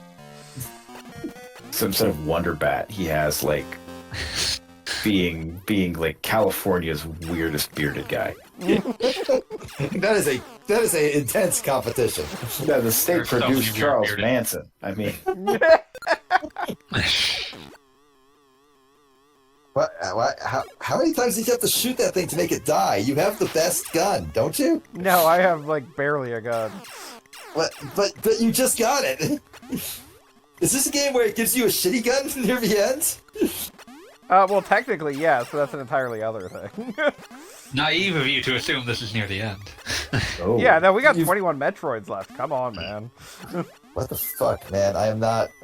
I need another drink. yeah, this is the one where you kill all the Metroids, right? Yeah. Man, I fucked around, like, and I was, reading some, was tranquilizing for a bit today by reading some Mega Kakalot or whatever. And that Goblin Slayer shit is bad. That shit is extremely red. Oh my god. There is nothing good or joy. There is no joy to come from Goblin Slayer. It's just. Yeah, I have a Man. friend who watched that one time and was like, "Did you ever see this?" And I'm like, "I've heard about it. I don't need to see it." I don't need to see it. I am aware of what occurs. I'm good. The first, like, chapter is mostly a porn doujin. Yeah. And Yep. not the kind you would want other people to know you had read. It's like one of those things where you sit there and you tell a person, "Listen, if you tell anyone I mentioned this, I will say you lied." As far as any of us is concerned, I did not say this. Say what? Say what? Oh, we're just joking about someone admitting to reading Goblin Slayer. Oh, Which, God. ironically enough, I just did. Sorry. For pleasure. I just, like... Yeah. I could clarify, see- admitting reading Goblin Slayer for fun. Yeah, like reading Goblin Slayer and then recommending it to someone else. I feel would be like the true. It's like damn would be the true, like, point that damns you, because I'm sure loads of people have read Goblin Slayer because, like me, there is a certain weird value in like just staring at something super fucked up and going, "My God, you are so fucked up." Yeah. Why are you like this? Why are you like this? Why can't you be normal? Why can't you be like your brother? No, I'm not even demanding normalcy. I'm just even be like it would have to be one of those like isekai comics where for some fucking reason like slavery is just the best thing that ever happened. Well, that's not a why can't you be like your brother, that's you're just like your brother. I'm like okay, like the brother of Goblin Slayer, but like no longer talks to him and avoids family reunions is probably Yeah, sure, that would be hilarious. The brother of Goblin Slayer. Imagining Demon Slayer just off in the corner going, "God, don't fucking talk to me." I'm just picturing Goblin Slayer. God damn it, he's coming over here. I'm picturing Goblin he's coming Slayer over here and he's starting to talk about race science. Fuck. Yeah. I'm picturing... Did you know? Which it was Goblin Slayer that was the hey, let's just have loads of sexual violence, and it was Shield. And it was Shield Hero that was the, hey, here's my 10-point explainer on why slavery is good, actually. Right? That's not the only one that did that. Although, no loads of them do it. Like, Isekai is a pit beckoning to us that I might watch us die at the bottom. Oh yeah, absolutely. That is perfectly said. Now the thing that gets me about Goblin Slayer is exactly as you said. It's like it's not even like fucking oh god, Dragon Quest level like fantasy world. This is like Blue Dragon level fantasy world. They've layered on just like, you know what we gotta do? We gotta build this out a little bit. We gotta build this out a little bit with sexual assault. See, like, I think Dragon Quest like is almost charming in how totally. Oh no, it's extremely charming. It's extremely charming, right? But it's a very, I don't want to say generic, but it's a very arch fantasy setting. Yeah. You know, good guys, bad guys, that, like, a bazillion things, princesses, knocked it all off, sorts of stuff, right? But it's so dedicated to that very specific aesthetic that I can't help but love it. I mean, it's also got the benefit of Toriyama's art, and I mean, when you have like one of the most famous mangakas ever drawing shit for you, you go for it. and Hori's general sense of being able to write these little episodic, often quite melancholy fairy tales. Oh yeah, I fucking love that about Dragon Quest IX. But 3 had a lot of that too. Those are two. One of my favorite, like, I don't even like Dragon Quest VII over much, but one of my favorite things about that is that, like, the entire notion of that game is like time travel. You're going back in time to make it so that, like, all these islands that have disappeared no longer disappear over the course of history. Okay, cool. And one of my favorite bits is that one of your first party members, Kiefer, who's like the guy that like convinced you, okay, we got to do this because this town is boring and we have to do things. So we're going back. I found this like magic shit. We're going back in time. Fuck yeah! And then partway through, he finds a time period where like he meets someone. And he's like, I want to stay here. I want to stay with these people. And then like. He does. He leaves your party. He stays in that time period, and just to sort of drive home that you're never going to have him in your party again. He's not coming back. You can go back to that island since it now exists in modern times, and you just find his grave. Oh man, that's great. It's a beautiful just a beautiful like period on the whole sentence of like, yeah, that was he lived the life he wanted, and it's one that necessarily means you'll pretty much never see him again. Yeah. Mm-hmm. yeah. That's fantastic. Awesome. Yeah. Like Hori always has like a great eye for like, you know, like a lot of stories will just end fairly happily, but then you'll get that occasional one where it's like when there's like a story to tell here that's just like sort of melancholy or downbeat, like the game will pull that. Mm-hmm. And he has like a better eye for when and where to pull that than most RPG writers. Also, Cassandra Lynn says they've been asking why is Bob like this for years. When did that even come up? A while ago. Around the time we said, why are you like this? Wait, why can't you be more like your brother Ninja? I wasn't going to say that Bob's brother was Ninja. I was going to say he was terrible. Who's like a streamer that I don't even respect their hustle. Fucking most critical. There we go. Why aren't you like your brother, most critical? wait, what was the criteria for this? Why aren't you like your brother? Yeah, shame. I have zero respect for any reaction YouTuber. Oh god, I like thinking about like the most depraved, degraded like reaction YouTube that I could imagine. Oh, sorry. Go on. Didn't mean to. No. Go ahead. Okay, there's this guy who does very funny little. Back in the day, they would have been Flash animations. They're clearly made in Flash, but they're on YouTube now because this is the hell world we live in. And he always puts like at the front of his videos, "Do not share or repost."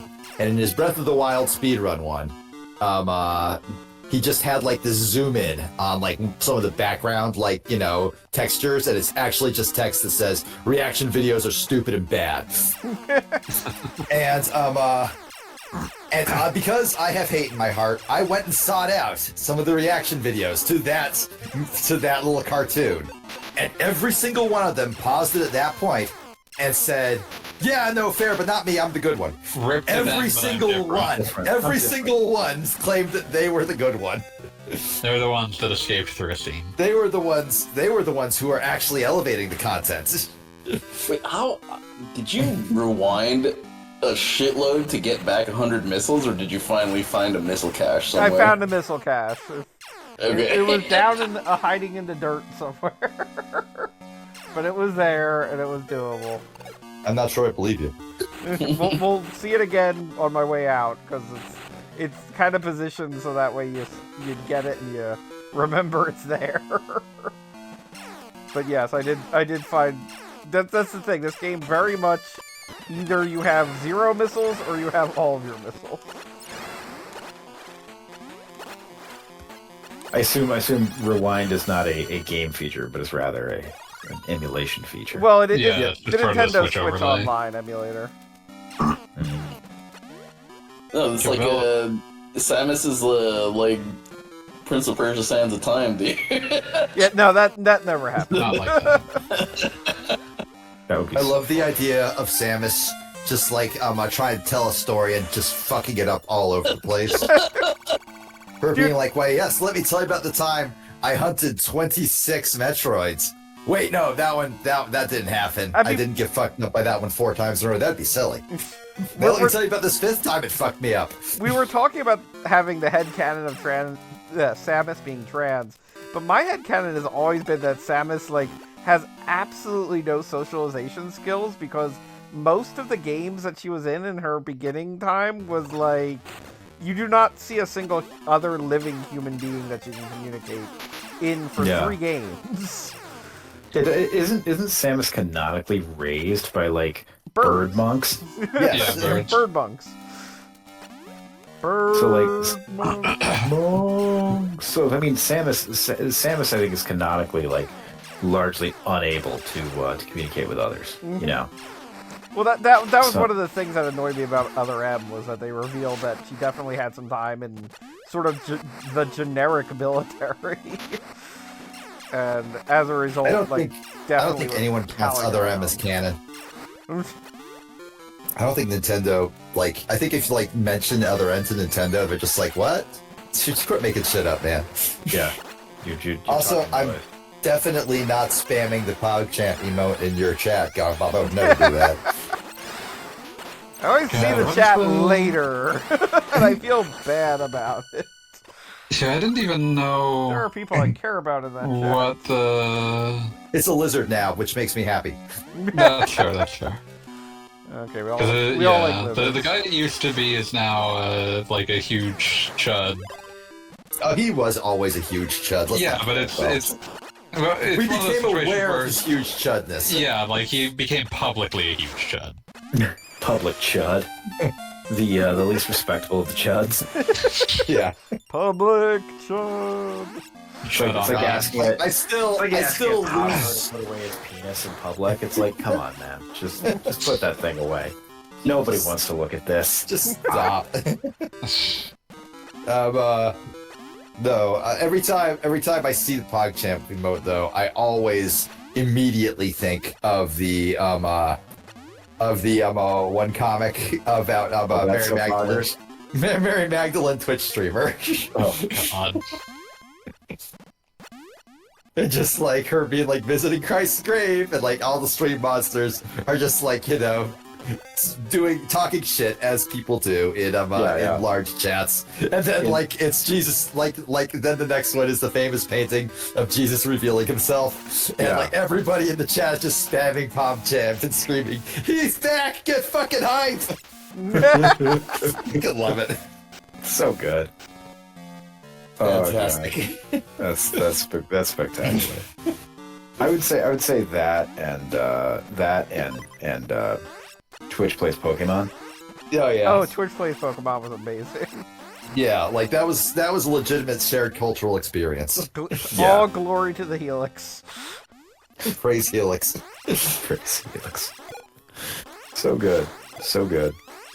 And like I don't know, just one of the last things on Twitch that would somehow escape being made political, like being made into some bullshit culture wars of stuff, God, can't even enjoy GameStop quick anymore. Nope.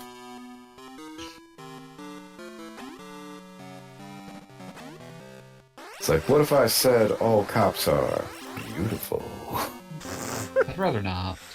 Pulls a single rose from his jacket. Gross. I mean, I kind of would laugh at that. And then, like, immediately, like, try to find his, like, address so I could dox him.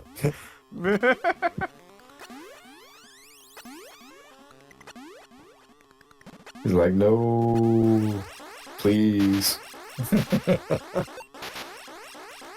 Let it never be forgotten that our White Goose was at multiple games done quick. For reference, he was a Nazi. Oh. Like capital N. Nazi. Is a Nazi. Capital N. He is Nazi. still alive. He is still alive and still a Nazi. Presumably, I don't keep up with him. Presumably. Yeah. Presumably. I mean, I haven't like checked in a while, but I'm pretty sure he hasn't. I'm not super interested in checking either. Yeah, I'm not. I'm not What's really he up like. to these days? So you're just sitting there, it's like, oh man, Fatboy's really fallen off on his whole keeping up with the Nazis thing. Super don't like that idea. I don't want that to be my job. Someone's get gotta keep older, tracking you Nazis. lose time. No, they don't. It's like, fanboy, are you okay? You've barely touched your obsessively following the social habits of online Nazis. I've long been of the opinion that I do not need to see the low quality dunks on like Z tier Nazis that infest social media. I'm sorry. I mean, I will not lie. I often find a Nazi, and just as if by habit, I go into a fugue state. I can't control it. He said, hoping people would believe him. Immediately, just right underneath whatever they said. What are you, some kind of fucking moron? And then But you're doing it in replies where I can't actually see it because I don't follow these stupid fuckers. Okay, good, excellent. As opposed to the people that either quote retweet or fucking like screenshot it and like, look at how stupid shitty this. I don't need to see it. This Z tier motherfucker, I don't know who he is. I don't have to know what he's thinking. Can I just say how much I enjoy the idea of a Z-tier Nazi, just because, like the lowest level of Nazi, even amongst the organization. Fully into like the Z tier here being like has no constituency. Yeah, a person of no following, even among Nazis. Like you remember Matt Forney or Matt Fury? God, yeah. The guy who is he the guy who famously like went on this huge rant about how the straightest you can possibly be is to never have sex at all? Possibly? I believe so. I think he also is the guy who searched one of his acolytes' rooms with a black light just to make sure they had not in fact fucked. Oh my god. No fucking allowed. I think that is Nick Fuentes there. But okay. All right, yeah. No, Matt Fury, Matt Forney, I think is one of the two. Anyway. Matt Fury. Okay, yeah. Yeah, Matt Fury. The guy with the incredibly misshapen head who always wore like the raincoat that was like 4 sizes too small. Famously given the nickname Cold Stone Steve Jesus. Oh man, that is so needlessly mean. I love it. It's just the most savage, Yeah. the most incredible, just awful nickname human beings ever been given. Like there's no coming back from that. You are already dead in any arguments you ever get into. That's it. Goodbye, Florida. All you You're already dead. All whoever you're saying debate me, bro, to ever has to say is just whatever Cold Stone Steve Austin. And your debate's done. You lost. Congratulations, loser. Yeah, what was this about him? Yeah. Oh, fuck no, but that being a Z tier Nazi, being like lower than that guy, because as I recall, he actually had some videos like back in the Zoe Quinn days, like when all you had to do was like have a 6-hour video of just you. Like if you were willing to just rant about nothing for hours on end, it was enough. Yeah.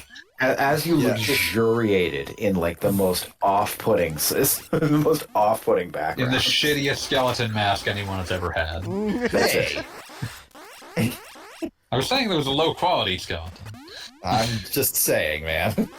He takes that personal, and I gotta take something personal here.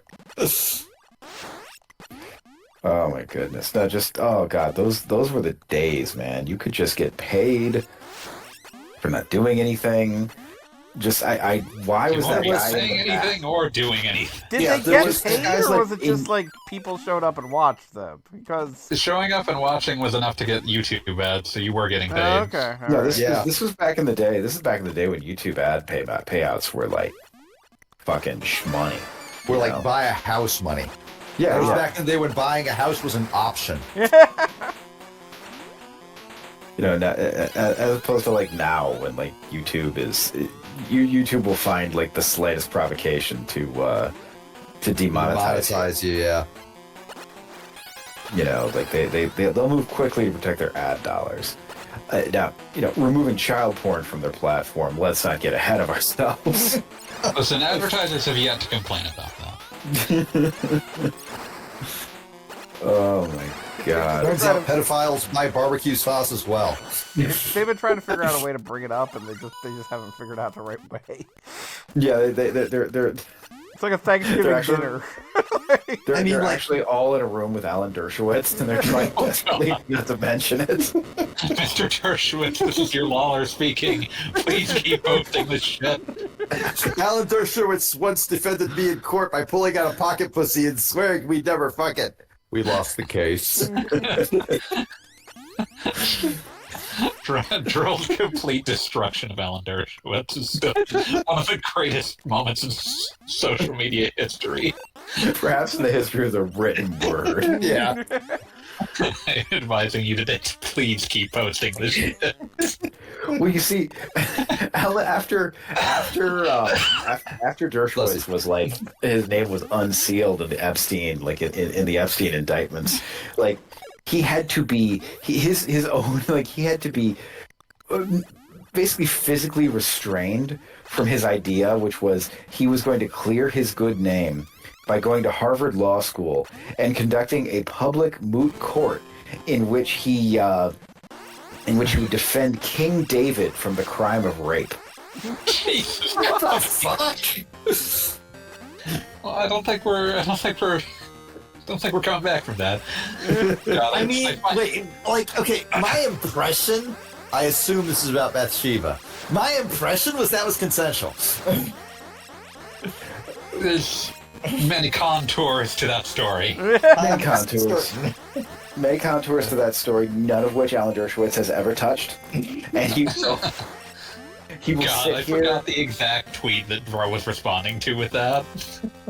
Oh, you did? Oh man, It was, I hope Epstein made videos. There have been suggestions that Epstein made secret videos of all the men who had sex in his house and planes. I hope he did, and they are all revealed because they will prove I am not among them.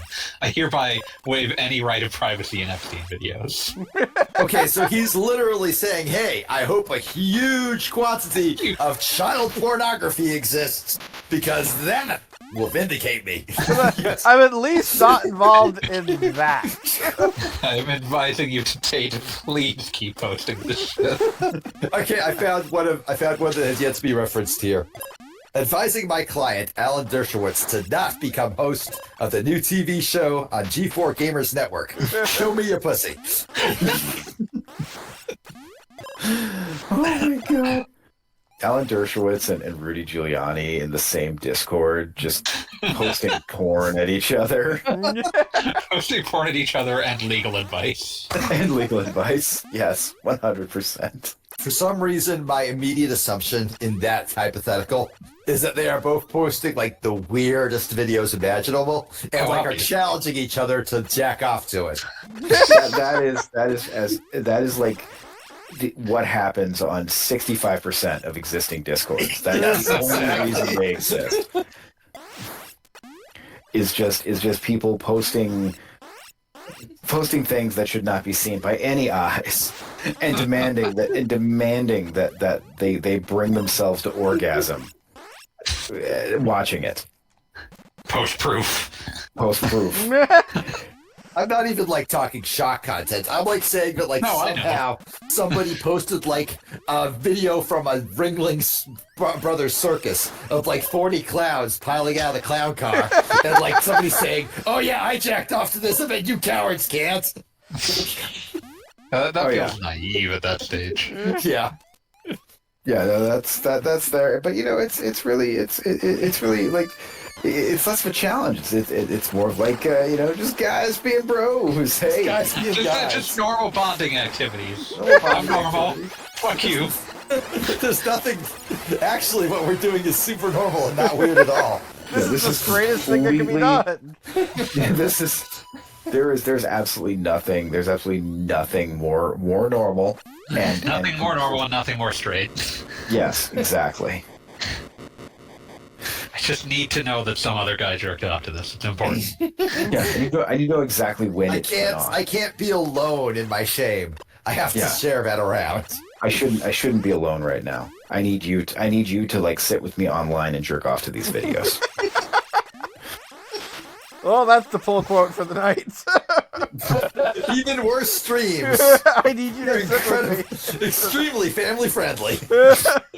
I need you to do this. We're definitely gonna be monetized on YouTube. Like, luckily we have 6 views, so we're going to be okay. Yeah, we have 6 views. One of them. Oh yeah, keep up those numbers, and eventually they'll get a whole penny. Try to imagine which one person would be the absolute worst, like to have as one of those 6 views.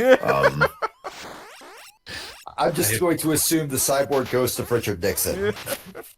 I love those even worse guys have great banter. I love it. Can I just say how excited my dad would be if Richard Nixon was a fan of things I've done? Richard Nixon. I've pulled out my copy of the Mr. 10 Years collection. Hey, what do you know? I have it right next to me here. Like sitting there watching Secret Honor. The film that dared to imply that Richard Nixon was done the dirty by the same guys who killed JFK. Cum starter. I need 500 liters of cum to start a project. I don't know. It's some bacon thing. Who gives a fuck? I have opened my copy of Mr. 10 Years to a random page, and this is the first tweet I saw. Remember to always have samples of urine, shit, semen, and blood attached to your belt to avoid wasting time at the doctors if you get sick. I don't know about you. That's just good advice. Yeah, that's just prior planning prevents piss poor performance. What can I say? Exactly. Wait, no. I just realized a hole in the plan, because if you took the samples before you got sick, they wouldn't be helpful in determining your sickness. Can 10 million irate South Korean pigs buried alive after a foot-and-mouth outbreak possibly join forces and cause an 8.9 earthquake? Hashtag yes. Buried alive. I don't even take time to kill these pigs. Just lay them down. we're just pulling out the backhoe and we're just making a big hole. Yeah.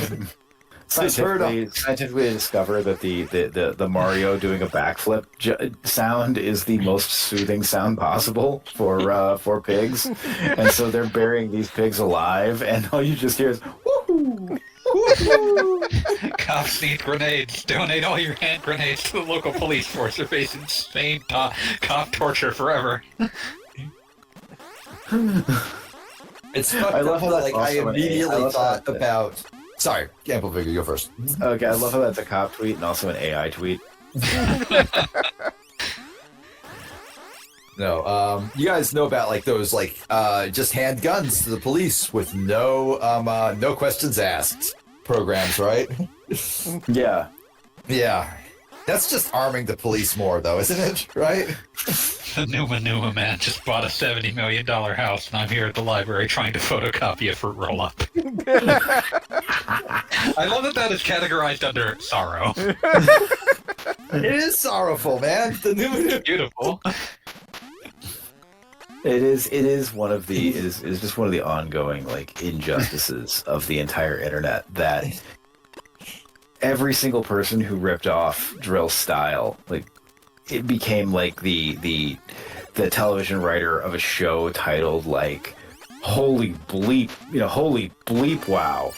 And Drill is, and Drill is Drill. I don't know. Yeah, Drill is Drill. He's doing like, well enough getting the occasional like the Patreon donations, but he's not taken set for life in the way that like bad TV writers are.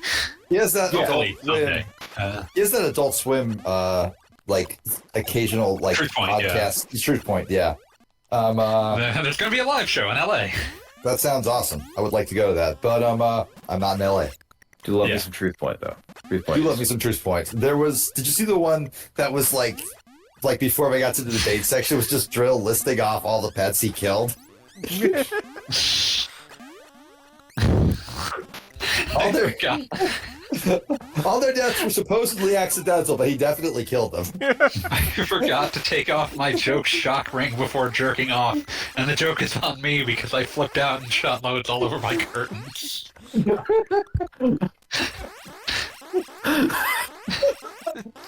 Oh my fucking god.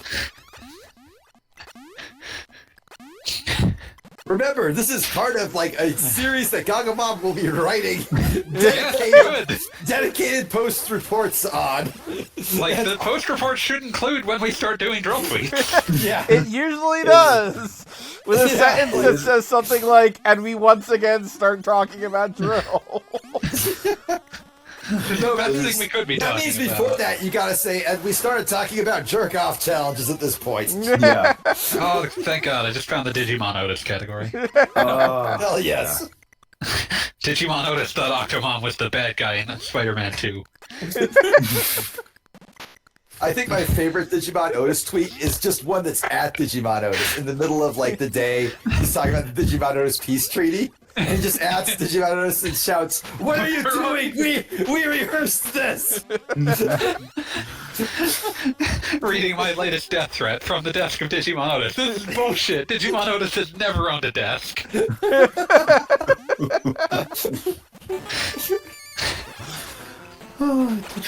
This one time me, Digimon Otis, and Epic Wayne tried to open up a barbershop together, but the plan fell through due to my fear of hair.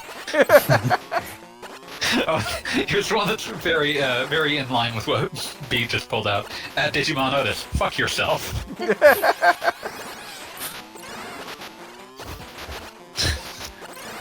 Oh god, Digimon. And barbers had such good names too, like Floyd or Erasmus. Right. Now they have bad names like Bozo the Clown and Nazi. The brief period in high school when Digimon Otis changed his name to Burger King Otis in an attempt to improve his image. But you can't improve your image. You're locked in on that. Oh my god. Just doesn't get any better than that, man. Just the best to ever do it. Except for Trump. I gotta say, Trump.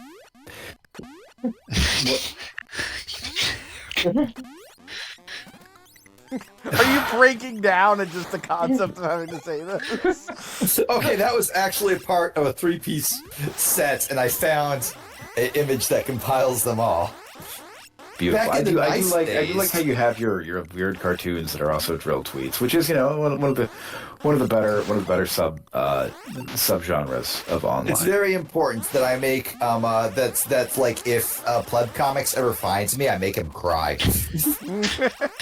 I am truly devastated to announce that Digimon Otis is in a coma after getting his arm trapped underneath a Beatmania cabinet. Hashtag pray for Otis.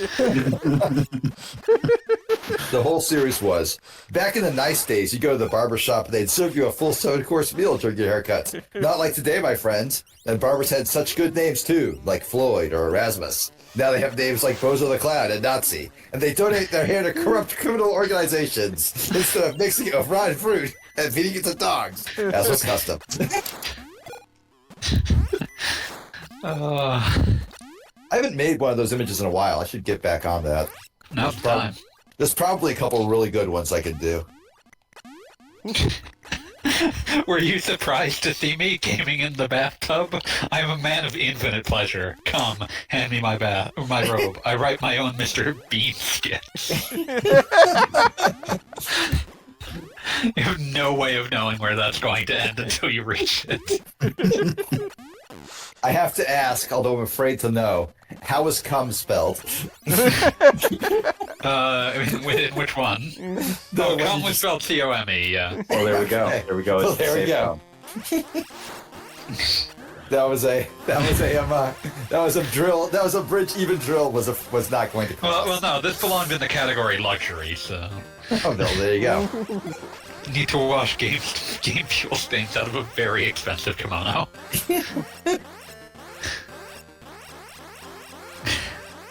God, did you guys see the dude a few days ago? Oh yeah, here it is. Cicero. Wow, how dare I expect critique of the vile, grotesque, nihilistic things that come out of rap music. I must have triggered some dissonance later on. Oh, God. I'm just curious. Given that everyone wants to tear this one song apart, will you dare to critique the priestly hip-hop cast? I bet not. They can make songs about gang murders, rape, and drugs until the cows come home, as long as they don't want to lower taxes, right? Who the fuck said this? What the At hell? Cicero fan. I Cicero. don't believe you. Like all leftists, your main worry is seeming, quote, uncool, unquote, to the priestly hip-hop class. It's not progressive to point out anti-human messages in rap songs. This guy has 26 fucking followers. I know, could this get is- that this in has- an afternoon on a website I'd never been on. No, this says this person has 19 followers. Thank you. Oh, Jesus. Somebody drop out? Even worse.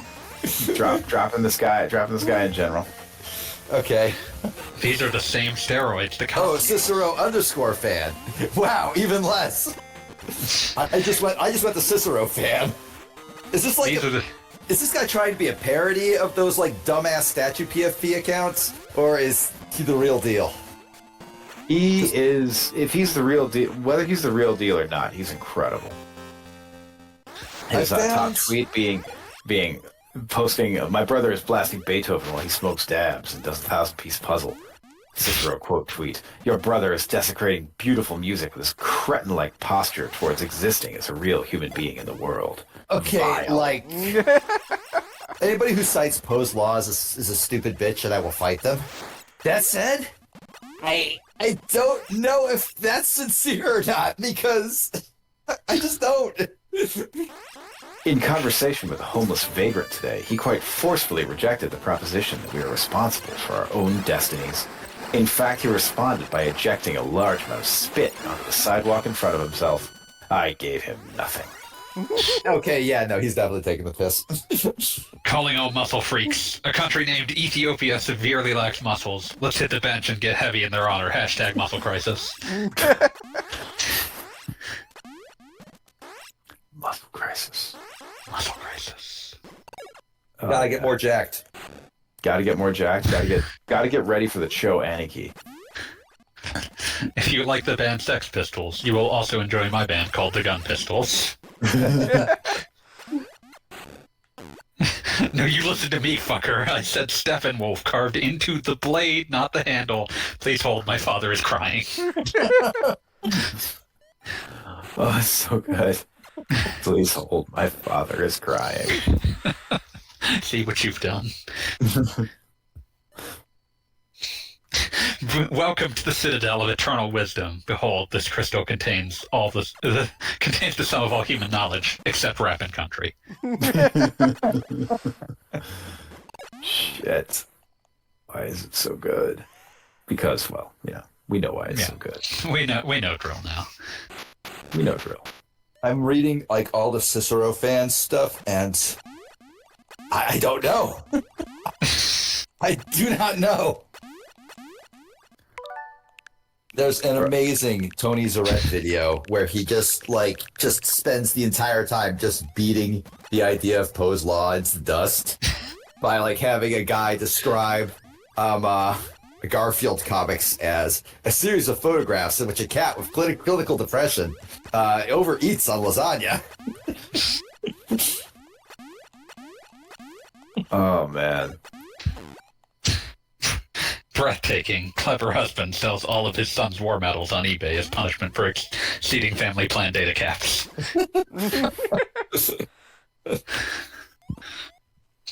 Oh god, I forgot there's an entire section for 9/11. Oh, yes. Oh my god. Can God respect Ground Zero so much that even he cannot build a mosque on it? Oh god. Bug. September 11th, it is a testament to the resolve of our nation that the 911 towers are still standing upright and intact to this very day.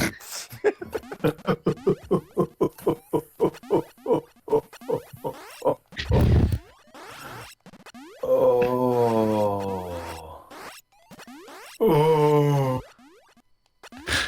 It's like that. It's like how God, I forget which country it was. I was thinking. I believe it may have been Japan. Was making fun. Was like responding to Oppenheimer. Yeah, Barbenheimer memes. With Barbenheimer memes about Osama bin Laden. Not realizing that Americans unanimously believe Osama bin Laden. Imaginable. Yeah, we love that shit. We absolutely eat that shit up. Like, oh man, Barbie hanging out with fucking Osama bin Laden? Yeah, okay.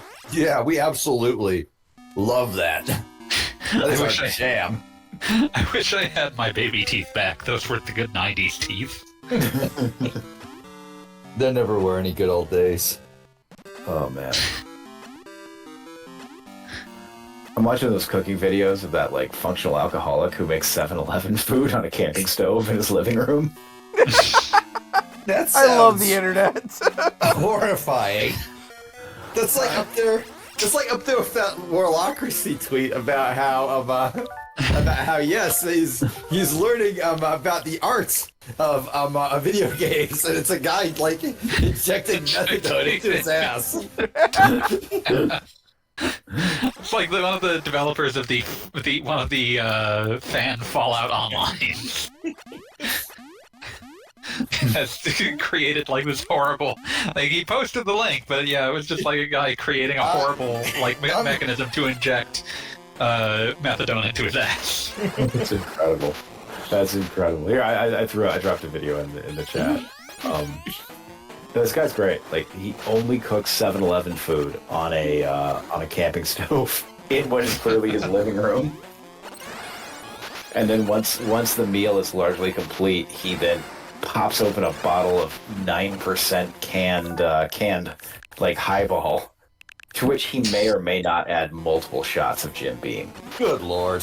Jesus. Okay, I have gone to Warlocracy's Twitter, and it turns out he has another post about Fallout Online from like 3 days ago. I'm gonna read this. Interviewer, people want Fallout Online to come back. They want you to promote your creation. Dev, yes, I'm studying these mechanisms. Did you see the gift I made for my wife? The cover for a song? Interviewer, what does this have to do with D? I figured out how to buy social media likes. I did it. What the fuck is going on with this man? He sounds like he had to circle it back. He sounds like he has Giuliani level dementia here. Giuliani level. He's about to just start saying "Daddy horny, Daddy horny." Me and 6 or 7 other worked-up, wild-eyed heteros are gonna bust up a gas station with grappling hooks to protest Obama's new hoagie tax. Oh yeah, no, this guy has just topped Strong Zero with vodka, chugged it. Oh Lord! Why would you?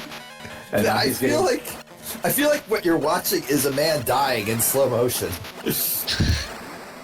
Oh man. And I say this as a guy who has mixed utterly insane drinks and drank them.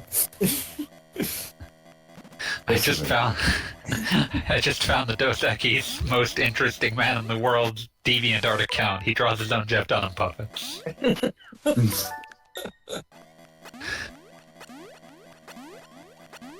Oh man.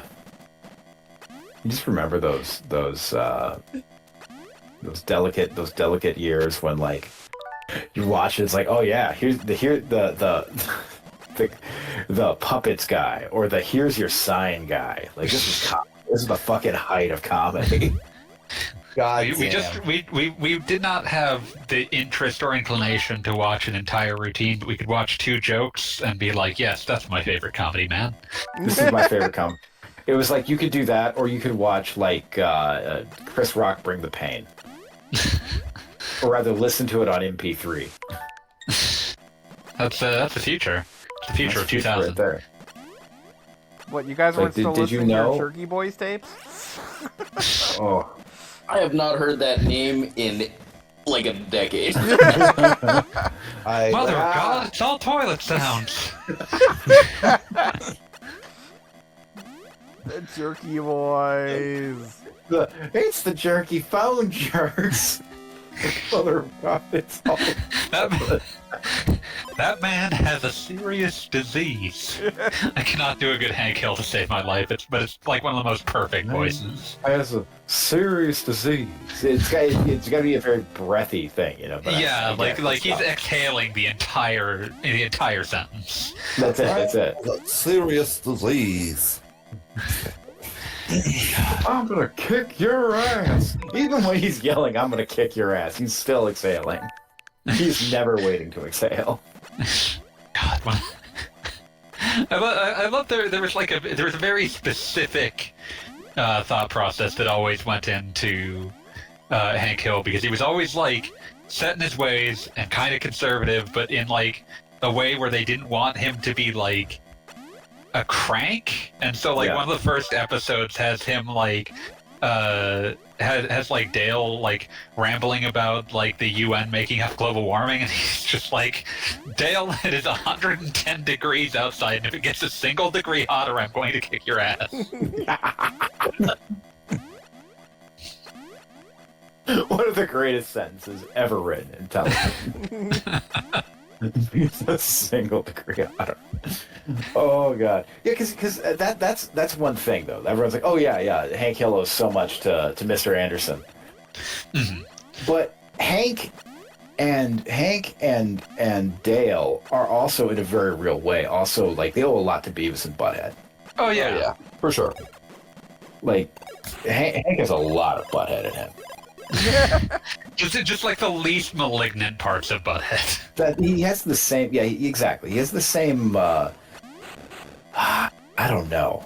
He's got a certain like he's got a certain dumb guy savoir-faire. You know, even though Hank is not a particularly dumb guy, he's just got dumb guy energy. He's a very straightforward dude. Yeah, that's it. He's uncomplicated. Mm-hmm. He's Which uncomplicated. is what you get with Hank Hill. That's it. He's uncomplicated in a way you usually only get with the dumb. Mm-hmm. God, there's a... when I think of Mr. Anderson, it's always that you decomposite him and you get Hank and Cotton, and then you have to fill out what's left with a little bit of other characters like Butthead or something like that. Yeah. But you know the malignant war veteran aspect of Mr. Anderson just went all into Cotton. Oh, 100%.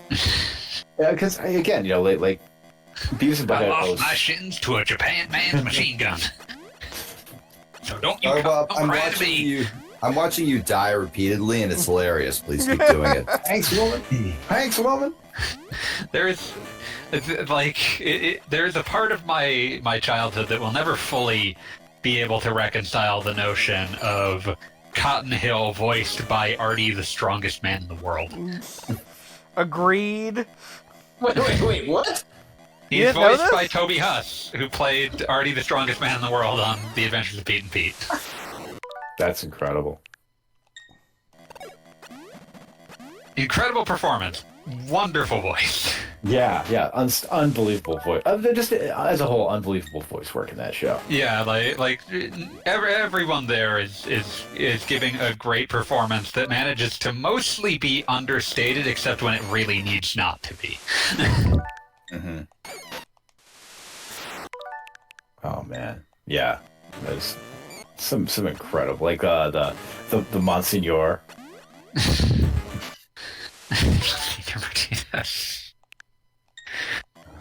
What's that? Oh, just Monsignor Martinez. Yeah. Vaya con Dios. How can such a good cop become such a bad priest? I do love that they got to all the way to filming a pilot of live action Monsignor Martinez. They did. That's holy shit. And it has finally leaked. After years and years and years, it finally leaked. Was it as bad as it almost has to be? It's not the worst thing in the world. It doesn't really work, but like they do their best with it given what it is. It's not as inherently bad an idea as the ever floated around like live action Krusty the Clown spinoff. I was about to say you better about to be saying Krusty because that idea has always been terrible. Like that idea is utterly fucking dreadful and completely unfilmable, even as written. Like, they kept running into this issue of, like, you keep pitching this fucking idea that he lives on a house on stilts that's being eaten by beavers. What the fuck? What the fuck? This was an actual pitch for a live-action Krusty the Clown spinoff in, like, 1995. Oh, that just floated around for years and years, and no one seems quite clear on why they kept doing it. Like, I don't think that there was ever, like, a real belief that it would air, but they did pitch it. And it just, like, some of the ideas in the pitch were just so obviously unfilmable that it just never went anywhere.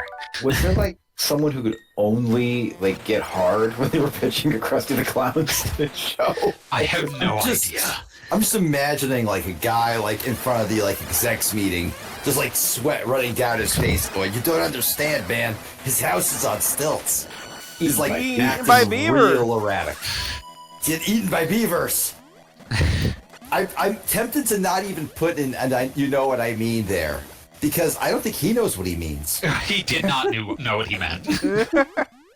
I think they just thought it was a funny visual. I mean, like, as in my limited imagination, it kind of is, sure. It doesn't make any sense for a live action spin-off. It doesn't make any sense for, like, a live action thing, but, like, as, like, a Simpsons gag, like, every time they cut back to it with, like, the establishing shot, it's, like, lower to the ground and, like, crooked in, like, a weird way. Sure. You can see how it works, like, in the mind of someone who has been writing cartoons for 5 years. Yeah, sure. Like, as a Simpsons gag, it would be perfectly doable and, you know, like, worth, like, a little laugh in between the actual parts of the show that you're actually watching. Yeah, it's kind of like one of those... A momentary sight gag. But, like, running making that, like the entire point of it... Or even when they do like the cutaway of the Simpson house as they're scrolling through and you see like buried treasure in the floorboards or whatever. Yeah, exactly. Something like that. Yeah, like one of those deals. Something really simple and short. But like more than that, it's crazy.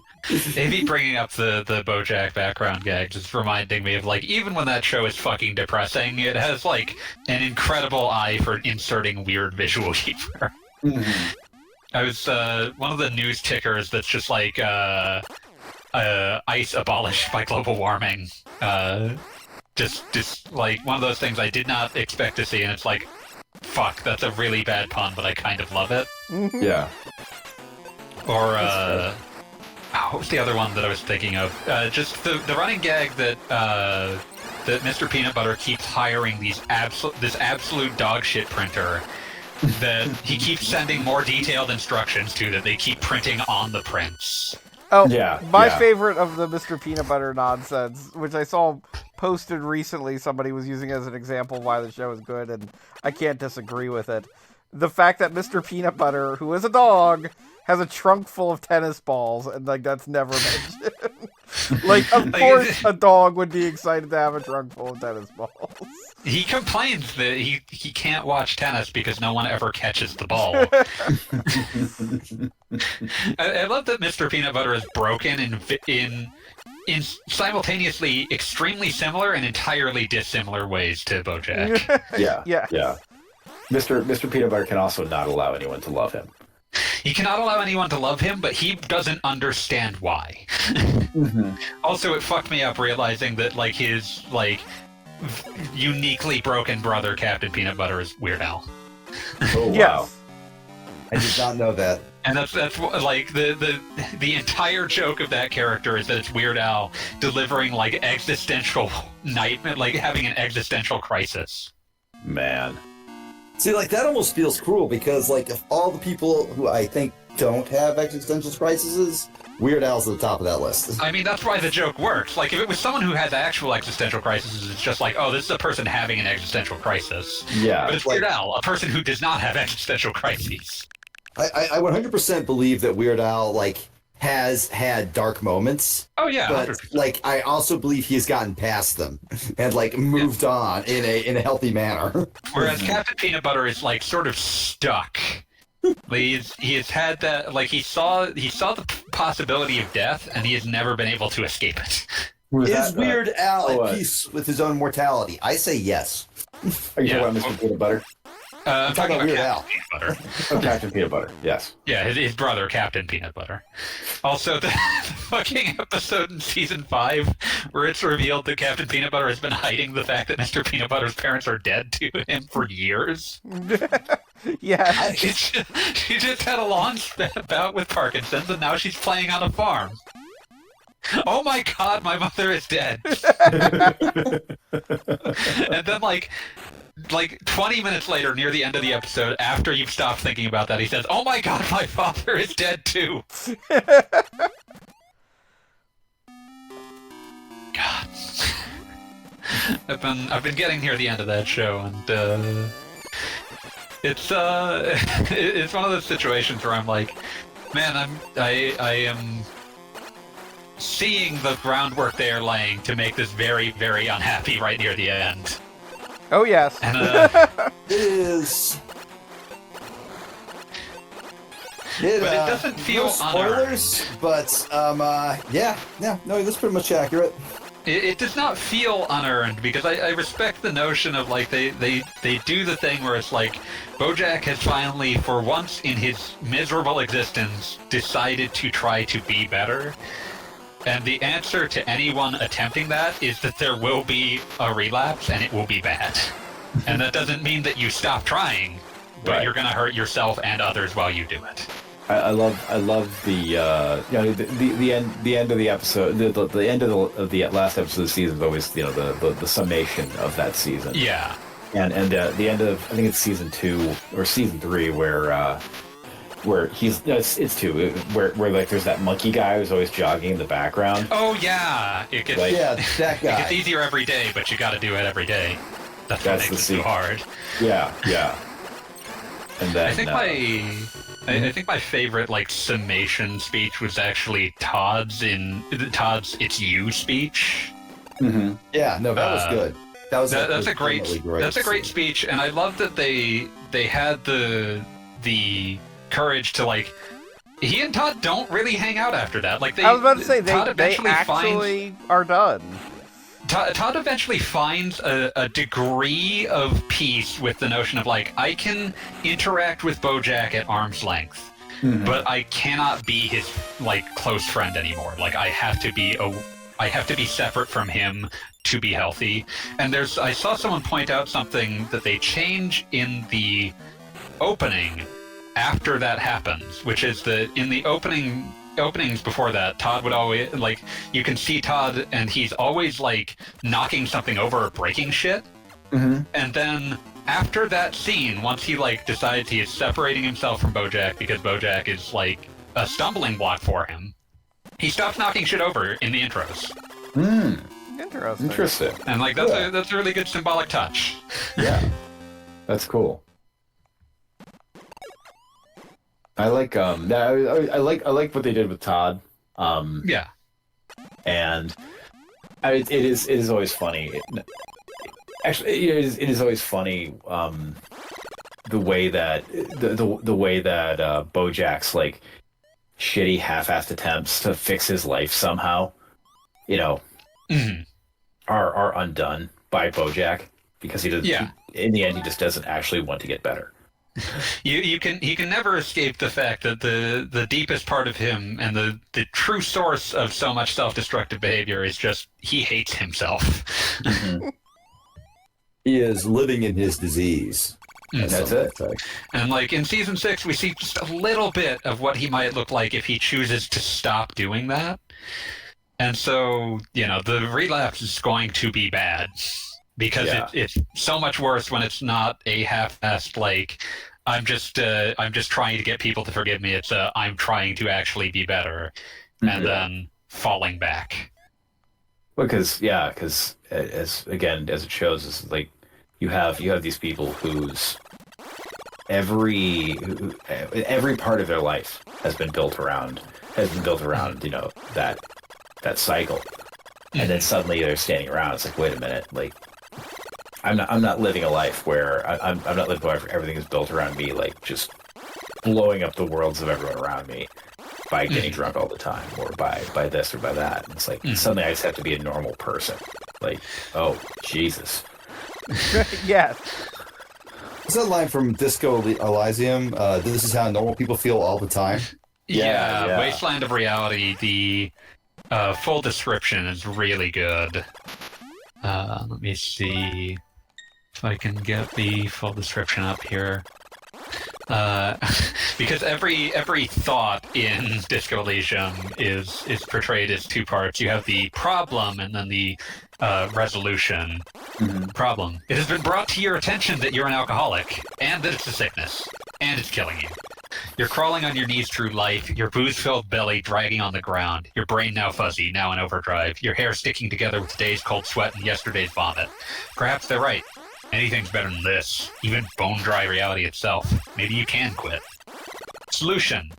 Congrats! You're sober. It will take a while for your body to remember how to metabolize anything that isn't sugar from alcohol, so you're going to be pretty ravenous soon. Eat plenty. You can expect your coordination and balance to improve in a couple weeks. In 2 months, you might start sleeping like a normal person. Full recovery will take years, though. It'll be depressing, and it'll be boring. Don't expect any further rewards or hand claps. This is how normal people are all the time. Just a very straightforward description of getting sober. It's not a romantic thing, Yeah, like you get like a big congratulations the first time, and then people don't talk about it or want to talk about it after that. Yeah, just life, man. Yep. It is funny though how like. As a culture, we'll absolutely romanticize, and the idea of the idea of being just complete like degenerate drunkard. Oh yeah, 100%. But the idea of just going through life sober, it's like, well, no, we're not going to romanticize this because this is just life. Like this is just the way this is what we drink to get away from. I was about to say, well, and the old joke is you can't sell sobriety. Like, it's not in Coors Light's best interest that you're sober. Yeah. Capitalism doesn't care if you're sober. Right. It's better if you're drunk, you might buy more. Yeah, that's true. No, I mean, the idea that you are just off your rocker and doing whatever you want to do is, guess what? That's great for everybody. I love that bit in Fear and Loathing in Las Vegas where Hunter S. Thompson says, like, Las Vegas loves a drunk. So, even though he is on drugs that no one should ever be on. He's on every drug. The people around him in Las Vegas are just doing everything in their power to accommodate him because he's drunk. He's drunk. He might spend all of his money. Yeah, they can wring you dry. It's a weird thing to say, but I genuinely wonder how much Amazon basically profits off of alcohol. I'm drunk, and I'm going to have this 3-day shipped to me, and in 3 days I won't remember why that happened. I'm going to have this shipped to me, and sure, I'll buy the thing that they're selling with it. There's this incredible story of somebody losing a bid on eBay while absolutely bombed out of their mind for a piece of the aggro crag from Nickelodeon. Oh yeah, that. Yeah. It's an amazing story, but that is absolutely a valid business model. I 100% believe that Amazon would absolutely say, "Oh yeah, no, we can go for this. Yeah, we can do this. We can make this work. We can get you the aggro crag." That aggro crag, motherfucker? Not enough. You're not gonna buy the aggro crag sober. Nobody would. Yeah. But every drunk on planet Earth wants to. Yeah. You are so far beyond the point in life where owning a piece of the aggro crag would get you laid. That is so far in your rear view. I'm sorry. Was that ever? Yeah, at 19 it would have worked. 19, yeah, you'd have been getting mad ruddy off the power of having the aggro crag in your dorm room. I've never heard it referred to as ruddy. That's unique. It is an Achewood an Achewood word. Ah, there we go. Mad ruddy, making the beast with 2 backs. But again, like I said, we are now decades past the point when that would get you laid. Well, it might get you laid. You're just not going to brag about who that is. That is excited about the aggro crag being involved. Some I don't know. Fanboy's a couple of years younger than us. Maybe he could spin it. I'm 32. I would still be deeply ashamed. Fair enough. Just sitting there and just oh. Man, looking at your aggro crag of shame. I'm like the most wife guy person I know. So I know for a fact my wife would be like, "Why did you buy that, you fucking idiot?" What are you doing? What are you doing?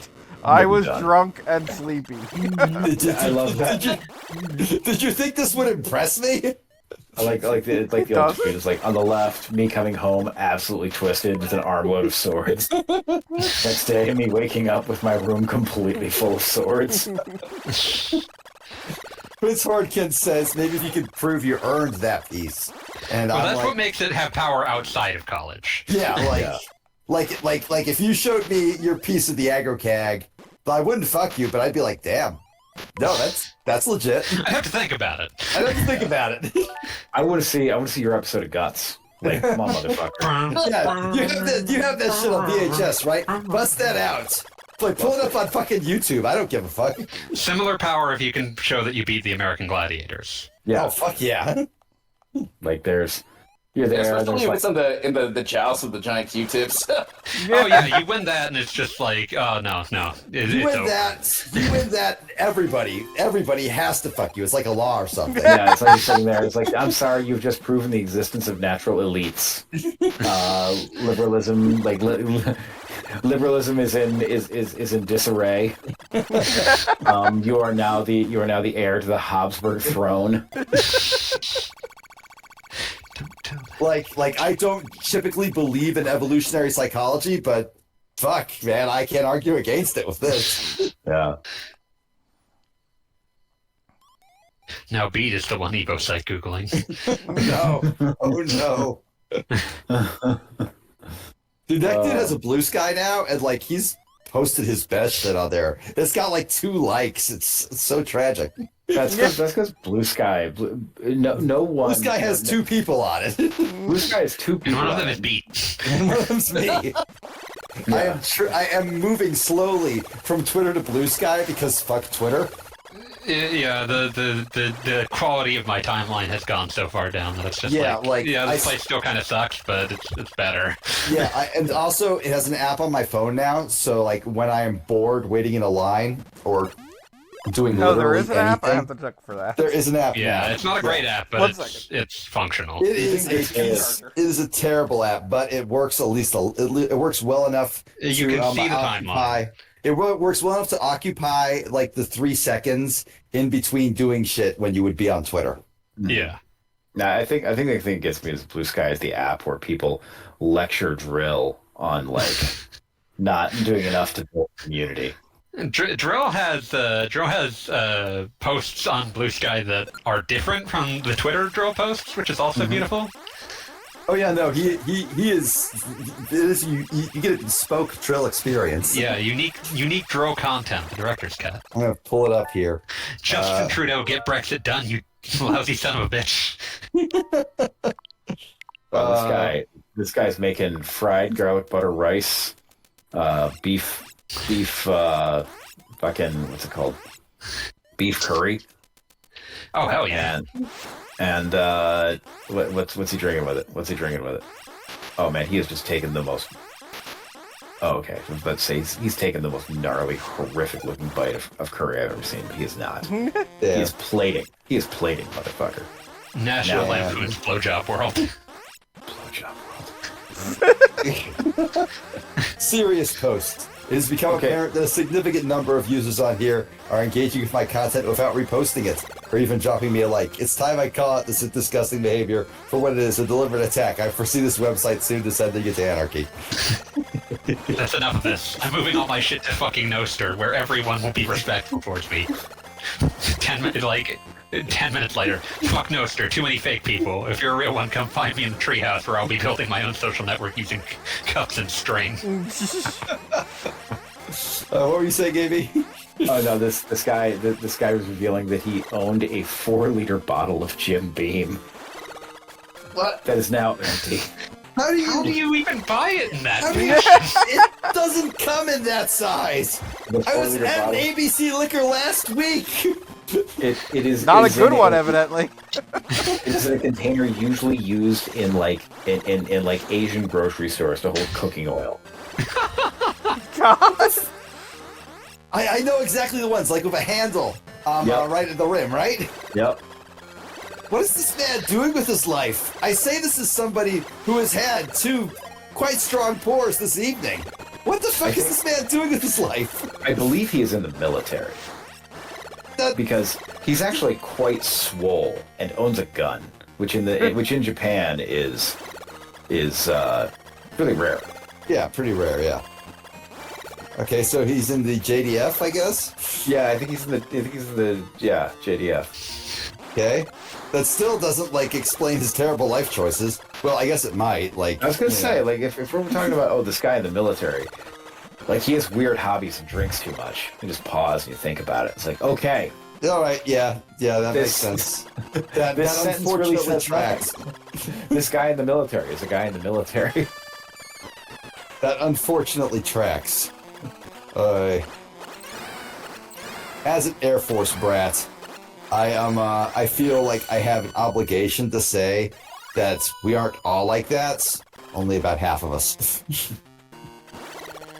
Do you know anybody that would be one of those people that, like, reveals classified information just to win some argument on, like, Just a to win war an argument over War Thunder? Okay. All names changed to protect the guilty. We'll call him Tim wouldn't. Chris wouldn't. Jerry, and again, names changed to protect the guilty, absolutely fucking would. That's Like, Jerry. not even a question. He didn't join the military after. I think he, like, became a weird burnout. At one point, I hadn't spoken to him for years. And suddenly, he called us. Like, we were all, like, sort of part of the same, like, group of kids of the same age, so our parents had us all hang out group. Yeah, that happens. Yeah, you know, as happens. And normally, that's a healthy thing to have. I still like, again, names changed, Mark and Steve quite a bit, you know? I still see them on Facebook on the rare times I log into that thing. Jerry, though, I think he became like a weird burnout. at 14. Oh. Yeah.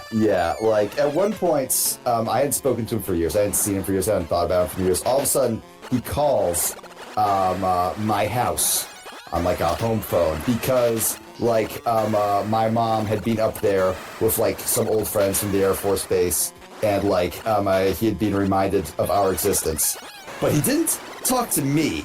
He talked to my sister for, like, 30 minutes.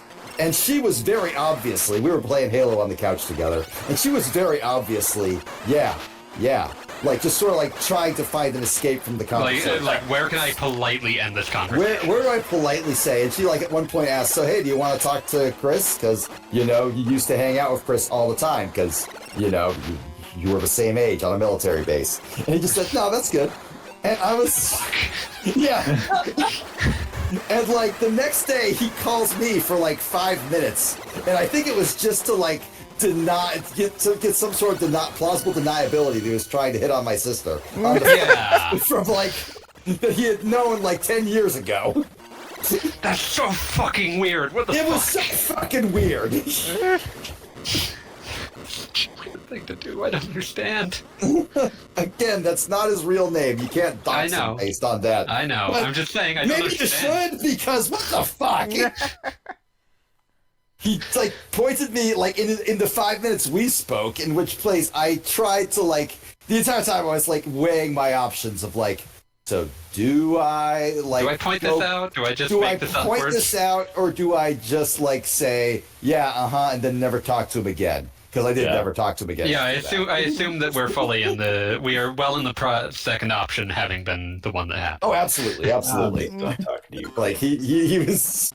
After that, he was a non-entity. But he did direct me to his YouTube videos of him playing Red Hot Chili Peppers songs on, I shit you not, a shell conch. Like a conch shell. That's like the most burnout thing I have ever heard in my life. He's like, I will direct you to my YouTube videos where I luxuriate silk in bed while calling out Zoe Quinn. Yeah, but like then he like put a quick disclaimer on it of like, but yeah, don't watch the older ones because I like went off on some other conch shell guys, and I was like, there are other conch shell guys? you got beef with the conch shell community? Yeah. I was unnecessarily combative. Yeah. Those weren't me. Those weren't me. Also, can I say how much I love the concept of having... And I was like, okay, dude, I've grown. I've changed. You've gone to a place where I cannot follow. Like, it's conch shell YouTube. The years of us, like, riding around in the Smiths minivan to, like, whatever fucking event we were going to, listening to the same 6 fucking Adventures in Odyssey cassette tapes are long past us now. And also, can I ask, for that relationship to be over. If you have I don't need to return to this. If you have earlier YouTube videos that you're ashamed of, why are they still up? Yeah, exactly. You have an infinite power to remove this. Yeah, you can It's very likely no one will ever know that they were there. Yeah, it would be moral cowardice to remove the stain of my bad opinions. Listen, I don't want you to watch them. I mean, you can but still, I stand by the opinions, so I still want them to be there. I mean, like, let's be real. You can still find me calling the original Bad Rats game a son of a bitch on my YouTube. That will be there forever. Yeah. And I stand by but that. you're not That game ashamed is of that. Yeah, but like, why would anyone ever be like, don't look at that, Mom? I think he might have been afraid that I would rat him out to his parents. Oh, God. I was on the internet, and he said that the other conch we were in college. Yeah, like I said, that makes this even sadder. I raised you to respect the conch shell community. And here you are making a mockery of us all. Can't believe you'd embarrass us in front of the conch shell community. Oh man, I really hope he's not a huge fan of Metroid 2. If he sees this, he will literally call me on my cell phone and be like, "You fucker!" B, I am telling you right now, you are probably talking about somebody who naturally assumes you're talking about the other friend you have who plays conch shell online. Yeah. Because he's the good one. Such a loser. The other thing I'm going to point out is no amount of love of Metroid 2 is ever going to surface this video for anyone. Oh, fucking ouch. Damn. Brutal. Like, I don't control the algorithm, but like, if someone searches Metroid 2, they're gonna find thousands of videos before they find any of these. Okay, be that as it may, one of my fucking Undertale Let's Play videos cracked 10,000 views. I still have no fucking idea how that happened. And that was If it Undertale. happened, it's never impossible is what I'm saying. Undertale is really quite something. It's got a bony guy. I love that bony guy. Don't you dare talk bad about that bony guy. Got some sort of fish Two bony guys. pirate. Cannot that eat fish this pirate bowl is of rice popular. until I personally It's apply got fish- Louisiana-style dry rub tea. It's got a fish pirate, lesbian, and her extremely autistic girlfriend. I'm looking at Drill's tweets on barbecues. Of course you are. Why wouldn't you be? I'm going to eat this entire rack of baby back ribs in protest of NASA's bullshit robot on Mars. Well, that's like the opposite of a hunger strike. It's perfect. Does the whole thing smack of gender yet? Because It's turning the 4th of July into the 4th of shit. Sorry for claiming I was going to flip the script on Dry Rub Barbecue. That was wildly irresponsible of me. Are the like most recent drill books that are just like his tweets All of the tweets. in like the most unreadable format imaginable still for sale? I should buy one of those. Yeah, I should get one of those just so that I can have the full collection. I feel like if I was going to buy one, I would buy Chaos, which is just That's what it deserves. just like his most, just not his best, not his worst, just a completely random selection in a completely random order. I think all of them aren't all of them in all of them. It's just that like they're in different orders. Yes, I think that so, seems yes. to be the case. Yeah, so Chaos is just like there is no order. They have just been randomly arranged. oh man, To be this is clear, Captain Peanut Butter. alphabetical is just alphabetical by the first letter of whatever was in the tweet. So good luck having that be effective about anything. What were you saying, Amplebigger? Oh, Mrs. Captain Peanut Butter. Yes, Mrs. Captain Peanut Butter, mentioned but not shown. That's a terrifying concept. I love that in season 6, the last girlfriend that we see Mr. Peanut Butter with is like the only human being, well, not technically a human being, but the only person to call him by specifically his first name. So she'll just keep calling him Mister. That is kind of incredible. I assumed Mr. Peanut Butter was his first name, and that No, like Peanut Butter is his last name and Mister is his first name. so that means Captain Peanut Butter was assigned captain at birth. Captain is Captain Peanut Butter's first name as well, because they're named like dogs. Oh man, I forgot that he was married to Jessica Biel. Yeah, he's married to Jessica Biel, who was traumatized over not getting the part of the mummy in the mummy. I mean, she earned that role. Fuck the haters. That's I that. love his first wife, who like we first really see her because she's like managing his gubernatorial campaign, where she wants him to be like a weird Republican shill. But then like we see the Halloween episode where we're seeing all the girlfriends he's brought to Bojack's Halloween parties, and we see her the origin of her like hateful conservatism, and it's just her getting caught in a conversation with Tim Allen and Ben Stein. My God. Oh man. Now that I'm in this tax bracket, I really should care about how the government is spending my money. Oh, Diane. Oh, wow. She moves in with a buffalo. Oh, they get married. Yeah, they get married. She gets on antidepressants. She's initially reluctant to because, like a lot of people on antidepressants, she gains weight while on them. Mm-hmm. And her personal book of essays becomes Ivy Tran, a successful middle-grade mystery fiction series. She super doesn't want to write that because she feels like she wants to write something like I have to write something meaningful. Because then all of the shitty things that have happened in my life meant something. It's understandable. Good thing to get out of. Look, we all want the shitty things that happen in our life to mean something. Yeah.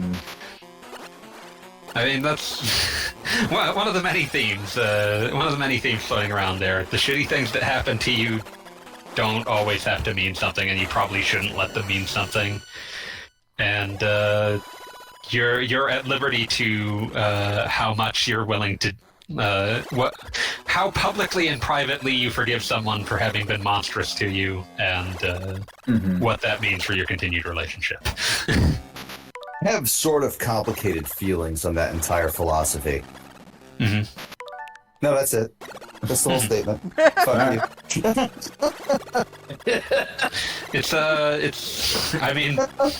It's a complicated question that resists simple answers. So yeah. Yes. Okay, here's the thing. Like, shitty things can happen to you for no reason. But oftentimes they will affect you, and occasionally for the better. As my wife once put, I would not have, given you a chance if I hadn't had a lot of lousy boyfriends. Makes sense. So, in certain ways, shitty things can lead to good things. That said, shitty things oftentimes mean nothing, and you should not, expect, anything from them. It's not really an argument that sometimes, good can come from bad circumstance. It's more just that does not affirm the notion that therefore bad things happening to you is a good thing. Has a special meaning. Yeah. Right. There's no special meaning to me having, gone through a whole shitload of trash fire relationships in my ill-spent youth. Did that make me appreciate when I met Sequoia more? Absolutely.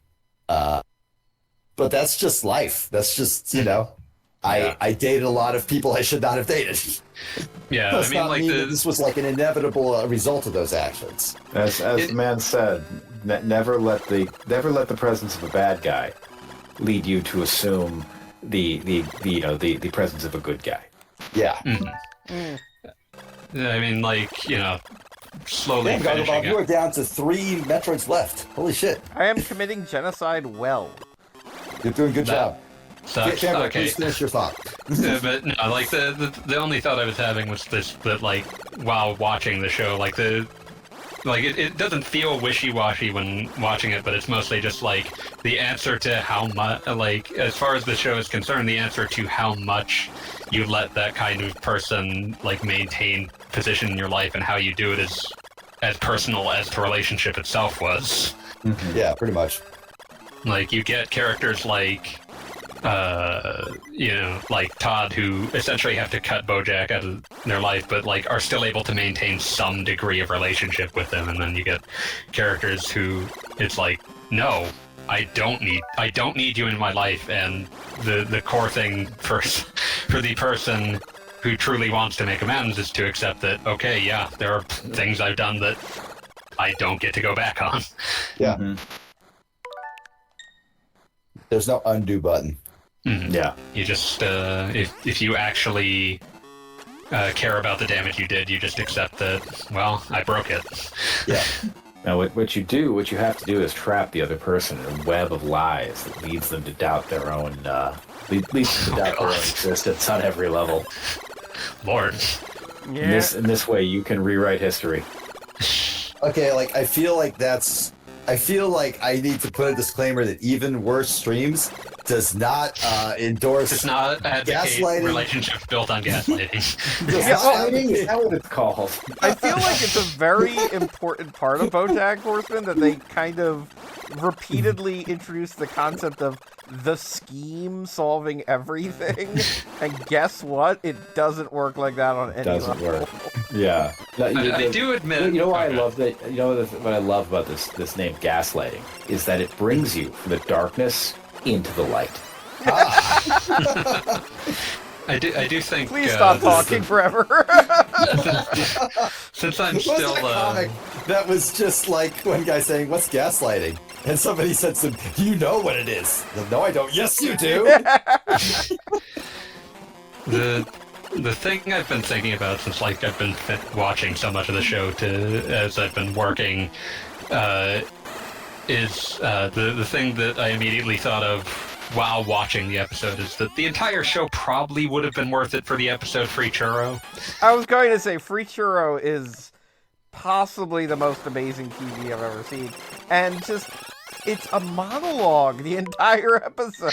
Like it tricks you into thinking it's going to be a whole, like it's going to be interspersing flashbacks, because it starts with like his profoundly fucked up relationship with his dad, and then he's just talking the entire time, and they managed to make it interesting. They managed to make it work.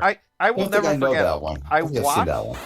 It's a late season 5 one. It's him giving a eulogy at his mother's funeral. Okay, I definitely skipped that one. I skipped Right, he calls out the TV show Becker. Yeah, it's like I kept wanting it to be better. But that episode is really good. Like it's just a really good sort of examination of like his relationship with his mother, and just sort of this like the notion of like he didn't even want affection from her, he wanted acknowledgement, and having to deal with the fact that now she's gone and that never happened. The closest thing he ever got was her in her demented state reading the intensive care unit sign. Mm-hmm. And it's really good. Before watching this, I would not have suspected Will Arnett's capacity to carry a vocal performance like that. But yeah, that's the thing, man. If good comic actors almost always can be good dramatic actors. Oh, absolutely. Because they have to be brutally good at carrying a scene, carrying the timing, all of that. Mm-hmm. Fucking... I also love the exact kind of mediocre that Butterscotch Horseman was. That he's a guy who spent, like, decades writing the shittiest novel in human history. And it didn't get bad reviews. No one bothered to review it. Except, like, one small paper in, like, Missouri, who tore it to shreds. And he fucking died because he went to go have a duel with the guy who wrote the fucking shitty review, and then didn't even die in the duel. He got halfway through the 10 paces, tried to determine if they were, like, turning around at 10 or not, asking, I believe he asked if they actually read it. But he, while turning around, trips over like a fucking tree branch, falls over and breaks his head. Holy shit! Oh gosh! And just the notion that, like, just a beautiful, like, because everything we see of Butterscotch is just that, like, he's someone who's like, he wants to be able to say that he said something profound. Mm-hmm. And the second that he is met with any challenges from the, like, beatniks he admires in San Francisco, he immediately declares them all, like, communists controlled by Jews, and declares that he doesn't need them, and, like, spends 30 years drinking, being abusive, and badly writing a novel that basically never ends. Mm-hmm. Oh man, just a perfect realization of a certain, the kind of person. Yeah, a certain kind of person, a certain type of guy, if you will, who is defined by his refusal to stop chasing something that doesn't exist. And you just described both Steven Chowder and Ben Shapiro. Yeah. And, like, it's not a coincidence that it's not a coincidence that Butterscotch is also, in what few capacities he's shown to have a political opinion, it is always like a weird arch-conservative one. Yeah, just a thwarted individual, like venting his need for some kind of libidinal release. Mm-hmm. Through, like, his need to be acknowledged as intellectual. Mm-hmm.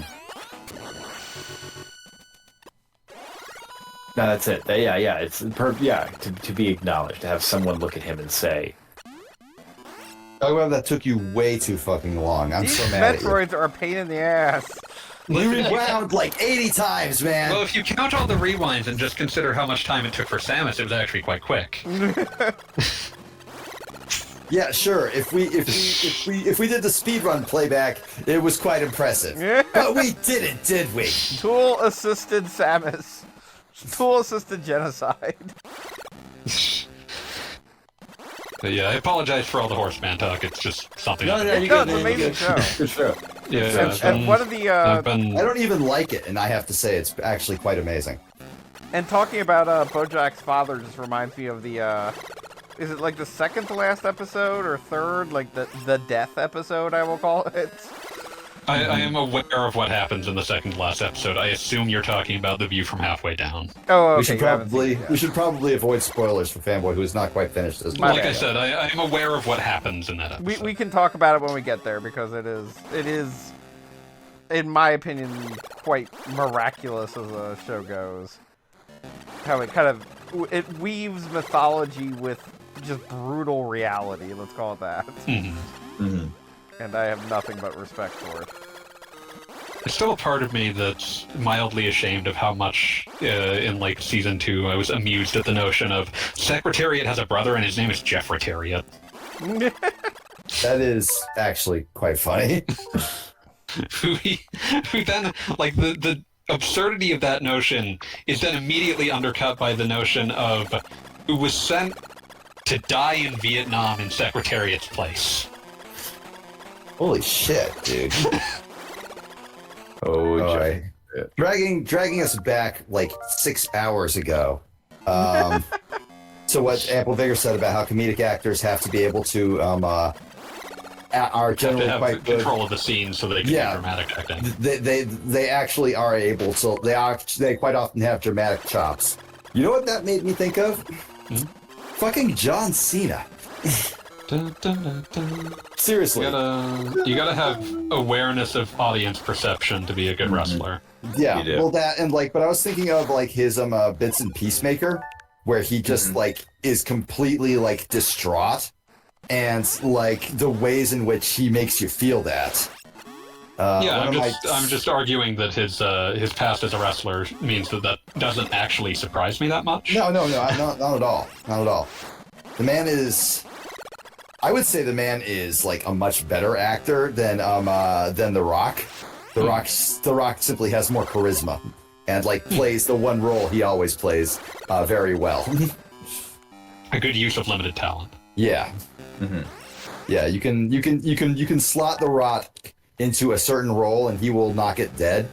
But I would say John Cena definitely has more range. Yeah. I think someone said the best acting job The Rock has done in years is when he has to pretend to be happy for John Cena. Brutal, but honest. Yeah. I'm farming missiles again. No, we noticed. We saw. We all have eyes with which to see. All right, good night, everybody. Have a great night. Have a good one. Later. Yeah, honestly, we've got 2 Metroids left. Genocide is within our grasp. You know what? I'm willing to stay awake for it. I mean, I just don't want to come back for, like, literally 15 minutes of Metroid. Yeah, that'd be weird. That would be weird.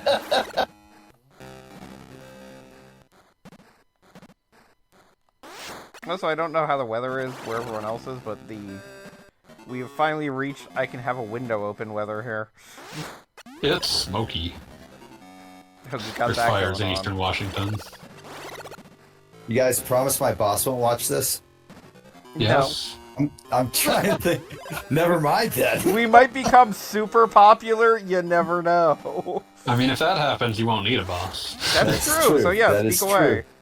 But no, I always go out of my way to get us demonetized. I always say fuck within the first 15 seconds. Well, then And you want to yes, keep your job. that You're going to is- need that. Then yes, that is a YouTube metric. Did they say the F word in the first 15 seconds? I'm not sure. I just feel so bad for the robot that has to watch these streams. It's fine, it's not paying attention. It's like, don't oh, feel they're it. talking about drill again. That's the best Wait part. to quit my job to be a professional. What do you call this? Audience That's so- member. What do you call this? I mean, obviously, you're the streamer. You're the streamer. What do I get to call myself? I go with Other. commentator. No, Oh, that's right. That's right. Goggle Bob has like zero respect for you, Callisto. It's about time you did something about it.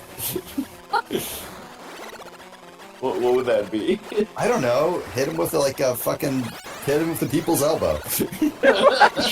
Why has it gotta be violence? Why wouldn't it be the rock violence? bottom. No. Fanboy and I will help you, and we'll give him the Dudley Death Drop. I'd rather do the Doomsday device for the Legion of Doom. That too. Man, fucking Legion of Doom. Awesome. Incredible. Also known as the Road Warriors, depending upon where you sell them. I have to ask, and I'm sure you know the answer, Fanboy. Has there been a wrestling alliance or what the fuck ever called the Legion of Boom? I'm not aware of a Legion of Booms, because There you should mostly... You get called out for, like, you're not as cool as the Legion of Dooms. Yeah, I was about to say, you don't call yourself, like... You don't start a band and call yourself Double Elvis. Like, it's just a bad idea. You invite unkind comparisons. What's that joke? I named you after the two bravest men I know. Two Goku's Johnson. Yeah, Dad, I know.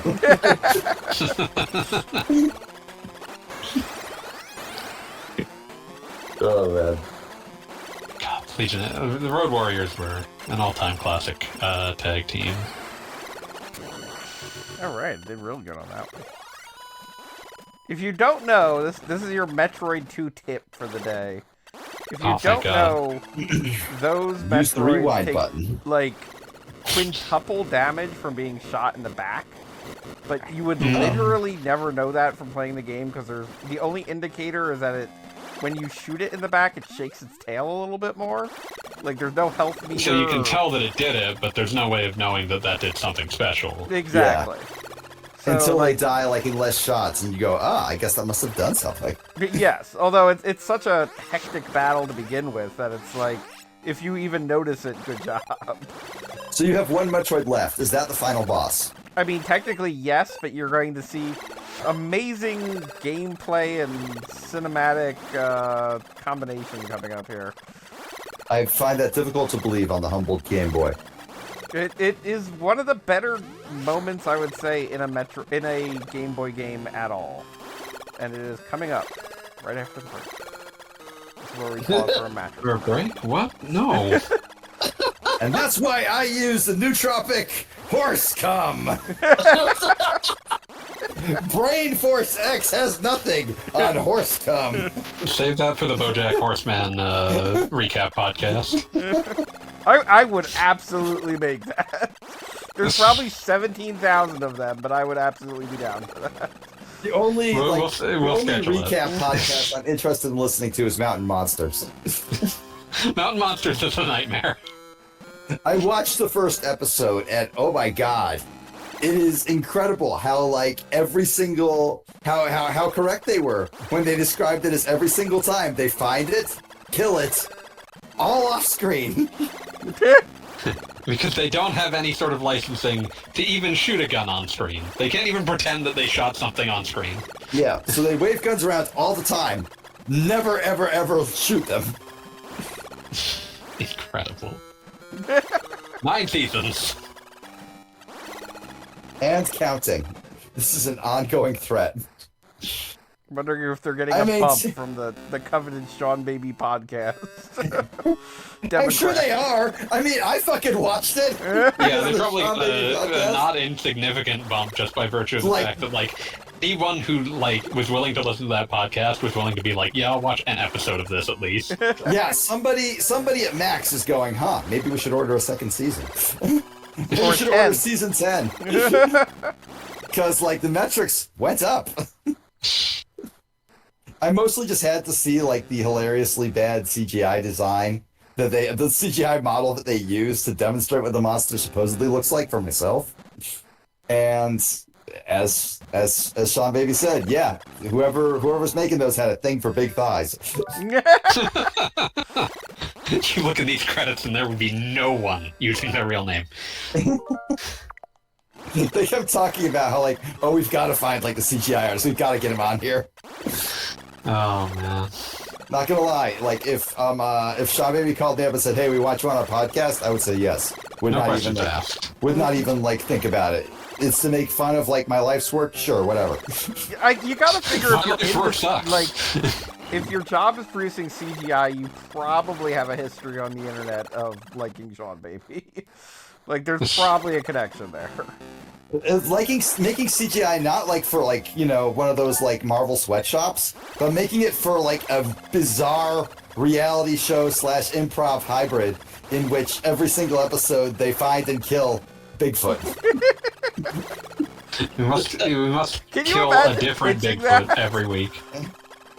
Can you imagine Yes, saying to an sadly. executive, I want to make a show where they find and kill Bigfoot every episode? And people will keep watching. I mean, they did. The Wolfman of Wolf County. By all metrics, they did. They were successful. They're gonna hunt Bigfoot to extinction. The worst part is that this their notion of Bigfoot conflicts with that podcast they did about, like, the truly deranged psychic Bigfoot book. God, there's a quote from that lives resonant in my brain, and I need to pull that exactly because it's like the most deranged summation of what was in that book. Seems like give you're me a having trouble jumping, Goggle Bob. Yeah, it's weird. I would rewind at this point. Yeah, I Wait, no, you apparently. figured it out by bomb jumping. Yeah. There we go. Got out of the hole. I'm, like, legitimately kind of angry that works. Now, I want to say something is happening here that the remake sequel completely fucked up. Which if you haven't noticed, for a little bit here, there hasn't been a single enemy. There's like a weird flying thing, and that's it. Yeah. And that's been it. And this is environmental storytelling, because we're coming up on the biggest, baddest Metroid of them all, and logically, it would kill everything in its area. Like, there's nothing that survives hanging out with a Metroid. So, logically, yeah, there's nothing else in this area. But... So... Well, I was going to say, the remake makes it so this area, like most final areas of video games, are crowded as shit. Yeah. All right. And sure. It's just kind of like, okay, I think you guys need to go back to the drawing board on that. Yeah, one. you missed the point. I think Loki of Talking Time, our old Talking Time alum, did a fantastic write-up on the Kirby GBA remake, Nightmare in Dreamland, where he discussed the ways in which the remake tried to exactly recreate certain areas, but did not understand why they were like that. Oh, I think I recall that. Yeah. Yeah, it was a comic form. One of my favorite things in this game, a crushed Chozo cat statue, and it's the ice beam, because we all know how much Metroids enjoy ice beams. So they deliberately tried to kill this thing that kills them. That's actually really cool. There's a lot of cool stuff right here at the end. Yeah. I'm going to finish this Bigfoot thought that I had a couple minutes ago. Of course. So the deranged psychic Bigfoot book that they read for one of their podcasts has truly the most beautiful lore in human history, but this entire passage destroys me. Many immortal magicians have existed throughout history, and in fact, even today, aside from myself and Bigfoot, there are 3 other active immortal magicians on Earth as of this writing. I am in psychic combat with all of them. I love the idea that, he has a peer group that, are the only people in the world that will understand him. And he is just nah, fuck those guys! I'm in psychic combat with all of the world's immortal magicians who live in the center of the goddamn Earth, and a bunch of them are unsuccessful Bigfoot clones. That is one of my favorite podcasts I've ever listened to, just because I've never heard like a more creatively deranged source material. Why did it jump up to 09? Because some just got some bored. hatched. We just saw an egg, and now we're under assault. Yeah, but they're regular Metroids. Yes. They're baby Metroids. They were literally just born. Yep. But we gotta deal with them. Because we're coming up on where baby Metroids come from.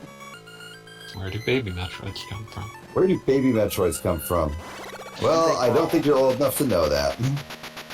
Remember Nintendo DS game The Rub Rabbits? Yes. Yes. In Japan, that was called Where Do Babies Come From? That is amazing, and I love it. Because it really is an entire game about a guy's quest to get laid. Yeah, Field of Magic was about like getting a girlfriend and partially getting laid, and fucking Rub Rabbits was like, but no, now we're seriously getting laid. We're having a baby. Yes. Came for the Metroid, but learned so much about immortal magicians. Hey, Wheels. Oh, hey, Wheels, how you doing? I'll tell you more about immortal magicians next time we talk. Wheels, you're in my Discord, right? You are like, you can join us if you want to. You get grandfathered in. I've been on. Friend Wheels. Yeah, beloved friend Wheels. I wrote like fucking questions for your column, and then I wrote your column one time. That was a beautiful choice.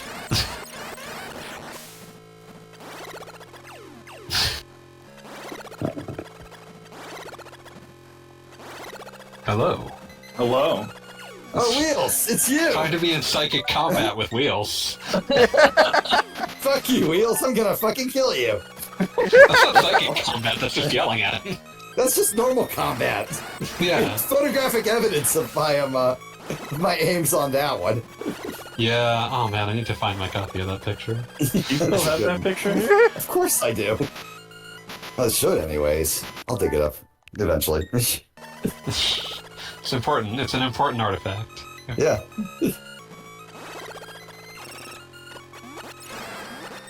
All right, you're down to 3 Metroids left. 2. And I'm Soon to be just 2, yeah. Oh dang! You actually you got him with a down shot. I'm legitimately impressed, Gagabob. I'm not going to make fun of you for once in your life. I'm proud time. of me. Never mind. There we go. Didn't realize you were a huge Metroid 2 fan. I played a lot of Game Boy back in the day, so... That makes sense. Good day, and welcome to the finale. Oh, the world is shaking. Yeah, because the Metroid, the original Metroid, if you will, the Metroid Prime. No, that's a different Metroid. See what I did there? That's a different Metroid. Fuck you. It's whatever, man.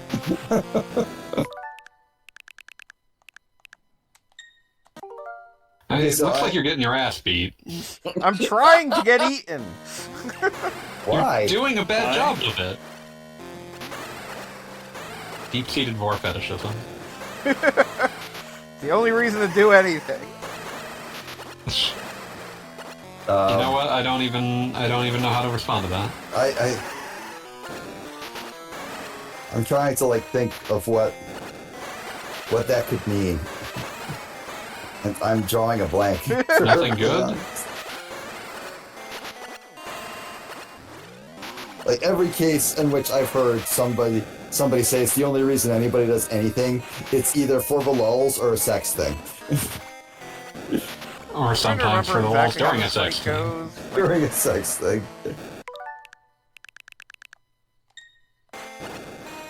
Why is Samus so red? Is this what it looks like if you play it on the Game Boy Color? On the Switch. This is what it looks like on the Switch.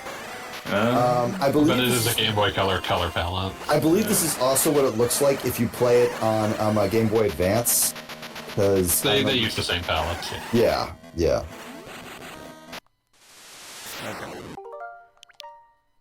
You did it! Yay! Congratulations on And it more. only killed you. Worth it. Probably. Okay, now I think I got a pattern down there.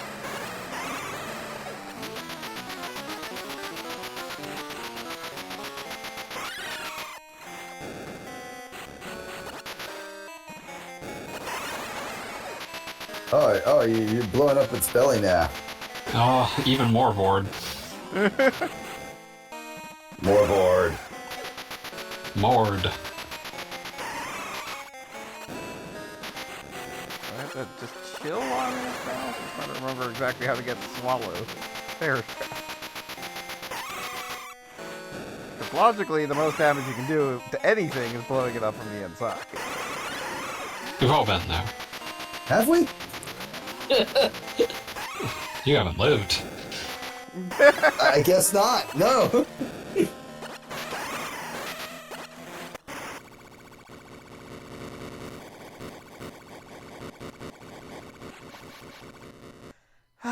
There goes Mommy.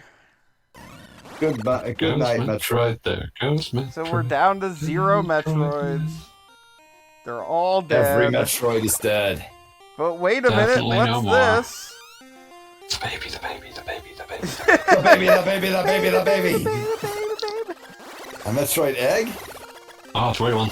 The counter didn't go up to 1. I'm kind of mad. It is a weird oversight. Yeah, seriously. What the It fuck? isn't mature enough to be on the sensor. The other one's just hatched. Yeah, but they were bigger. It's just a run to the lair. And it instantly imprinted on Samus. I choose to believe that saying Samus it should be manually marked it down. What we were saying is it's adding a fraction, and they can't really fit that on screen. Yeah, Yes, exactly. So it's like No floating point operations on the game. it's like can't round up a 0.4 of a Metroid. Metroid. You can't round it up. Or you would normally round it up, but it didn't because like it's too low. Did the Game Boy have a floating point chip? I feel like probably not. Probably not. No. Baby Just gonna put Metroid, that one you out helped there, me given that it way was out. a Z80 processor. Have you guys seen that? God, I'm sure Fanboy will have flashbacks to the war when I say his name. That Pan and Koic video about how to crash Mario 64 with the pendulum and TikTok clock. Oh god, that shows up in my YouTube recommendations a lot, but I've never actually clicked it. It's a fascinating breakdown on how you can do insane shit with TASing. Basically, they made a program that would find the way to crash the game, and they set it up to crash the game exactly at New Year's when the New Year turned over. Because it took 17 days real time for it to crash. Yeah. But as far as I love videos about people doing stupid bullshit in video games, and that absolutely ticks every box there. Hey, you won! How saucy is Samus gonna be for us? Oh, she gotta be super saucy, I think. After the credits roll. Yeah, first she has to get some running in. Metroid. What's that Power Up Comics panel? I don't want to wait until level 20 to jack off. I don't want to wait for the whole credits to see a woman in a bikini. I'm on the internet. I can just Google that shit. Run, Samus, run. That is a very impressive, large sprite on a Game Boy. I always love, bespoke, big sprites for, cutscenes and shit. Especially, on extremely, low power games, anything Game Boy, anything NES. And is anybody counting how many frames that is? I count 3. So how much of the Game Boy cart is taken up just for this? Actually, if you recall when you were playing Metroid 2, when you entered the final area, you had to pop out the first cartridge and put in the second one. Absolutely. That said, actual answer, I see a lot of opportunities for mirroring here, so probably not as much as you think.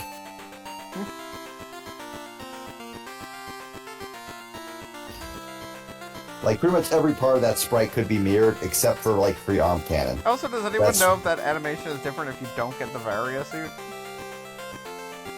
Shit, I don't know. I have no way of knowing. Can you even beat this game without the various suit? I bet. Yeah, we got Probably, it. museum but- has that. 2:53, under 3 hours. So we are saucy. What? Let's see. Samus out here not even wearing socks. I mean, if you're How going is to the that beach, saucy? She's got Well, like bracelets on. It looks like. I don't we've learned about Goggle Bob's opinions on feet. I happened to notice it. Okay. Yeah, you would. Yeah, sure, you would. Pervert. I'm gonna go play some Jury in Street Fighter. Oh yeah, I think I have an appointment to play Street Fighter with Callie, actually. Well, All ladies and right. gentlemen, that's been Metroid 2. I still can't believe that you've like done a Metroid like in a single session twice in a row now. Hey, I'm going for 3 next week, and I know I can He do did, it. he did Metroid 2. He did Metroid 1 twice. Yeah, that was Yeah. impressive. We were kind of, I was kind of blown away by that. No lie. Did you do the original twice, or did you do the original? The and original Zero twice. Mission? Well, the Zero original Mission will be twice. doing when we hit it in Zero the Mission. timeline. I've claimed Zero Mission, and I do not have that sort of Metroid acuity. Yeah, no, Yeah, I that's did. gonna be at least 3 streams. I did That's gonna be Metroid it. 1 and the It's one official. more than What is one. it? What was it? The Metroid 1 mom hack? Was it? Do you recall, Beat? Mother hack, and Mother hack. it's basically a combination of multiple hacks, like several quality of life hacks and several graphical hacks. And I personally was very impressed by it, but I also would agree that it is not, absolutely not like the developer's intended method to play it. Yeah, no. But the main gameplay change was that you had beam stacking, but other than that, it was pretty much just original Metroid with a map. Oh, also like vastly. The Also, graphics I was were very- overhauled. Yeah, the graphics were hugely overhauled by the fans who have their own weird ideas. Yeah, but the graphics were the same aspect ratio, so gameplay wise, it was pretty much the same. Other it's than identical, occasionally yeah. you got stuck and died in the lava in some places where you shouldn't. Yeah. Well, you know, nothing's Metroids are hard. perfect. Well, anyway, good night, All everybody. right, that was Metroid. Stream over. Good night, everyone. Stay tuned for the next BoJack Horseman Recap podcast episode. And buy a mattress at Mattress Mart. I want to learn more about immortal magicians. I have a podcast to recommend to you later. Oh, God. Good night, everybody.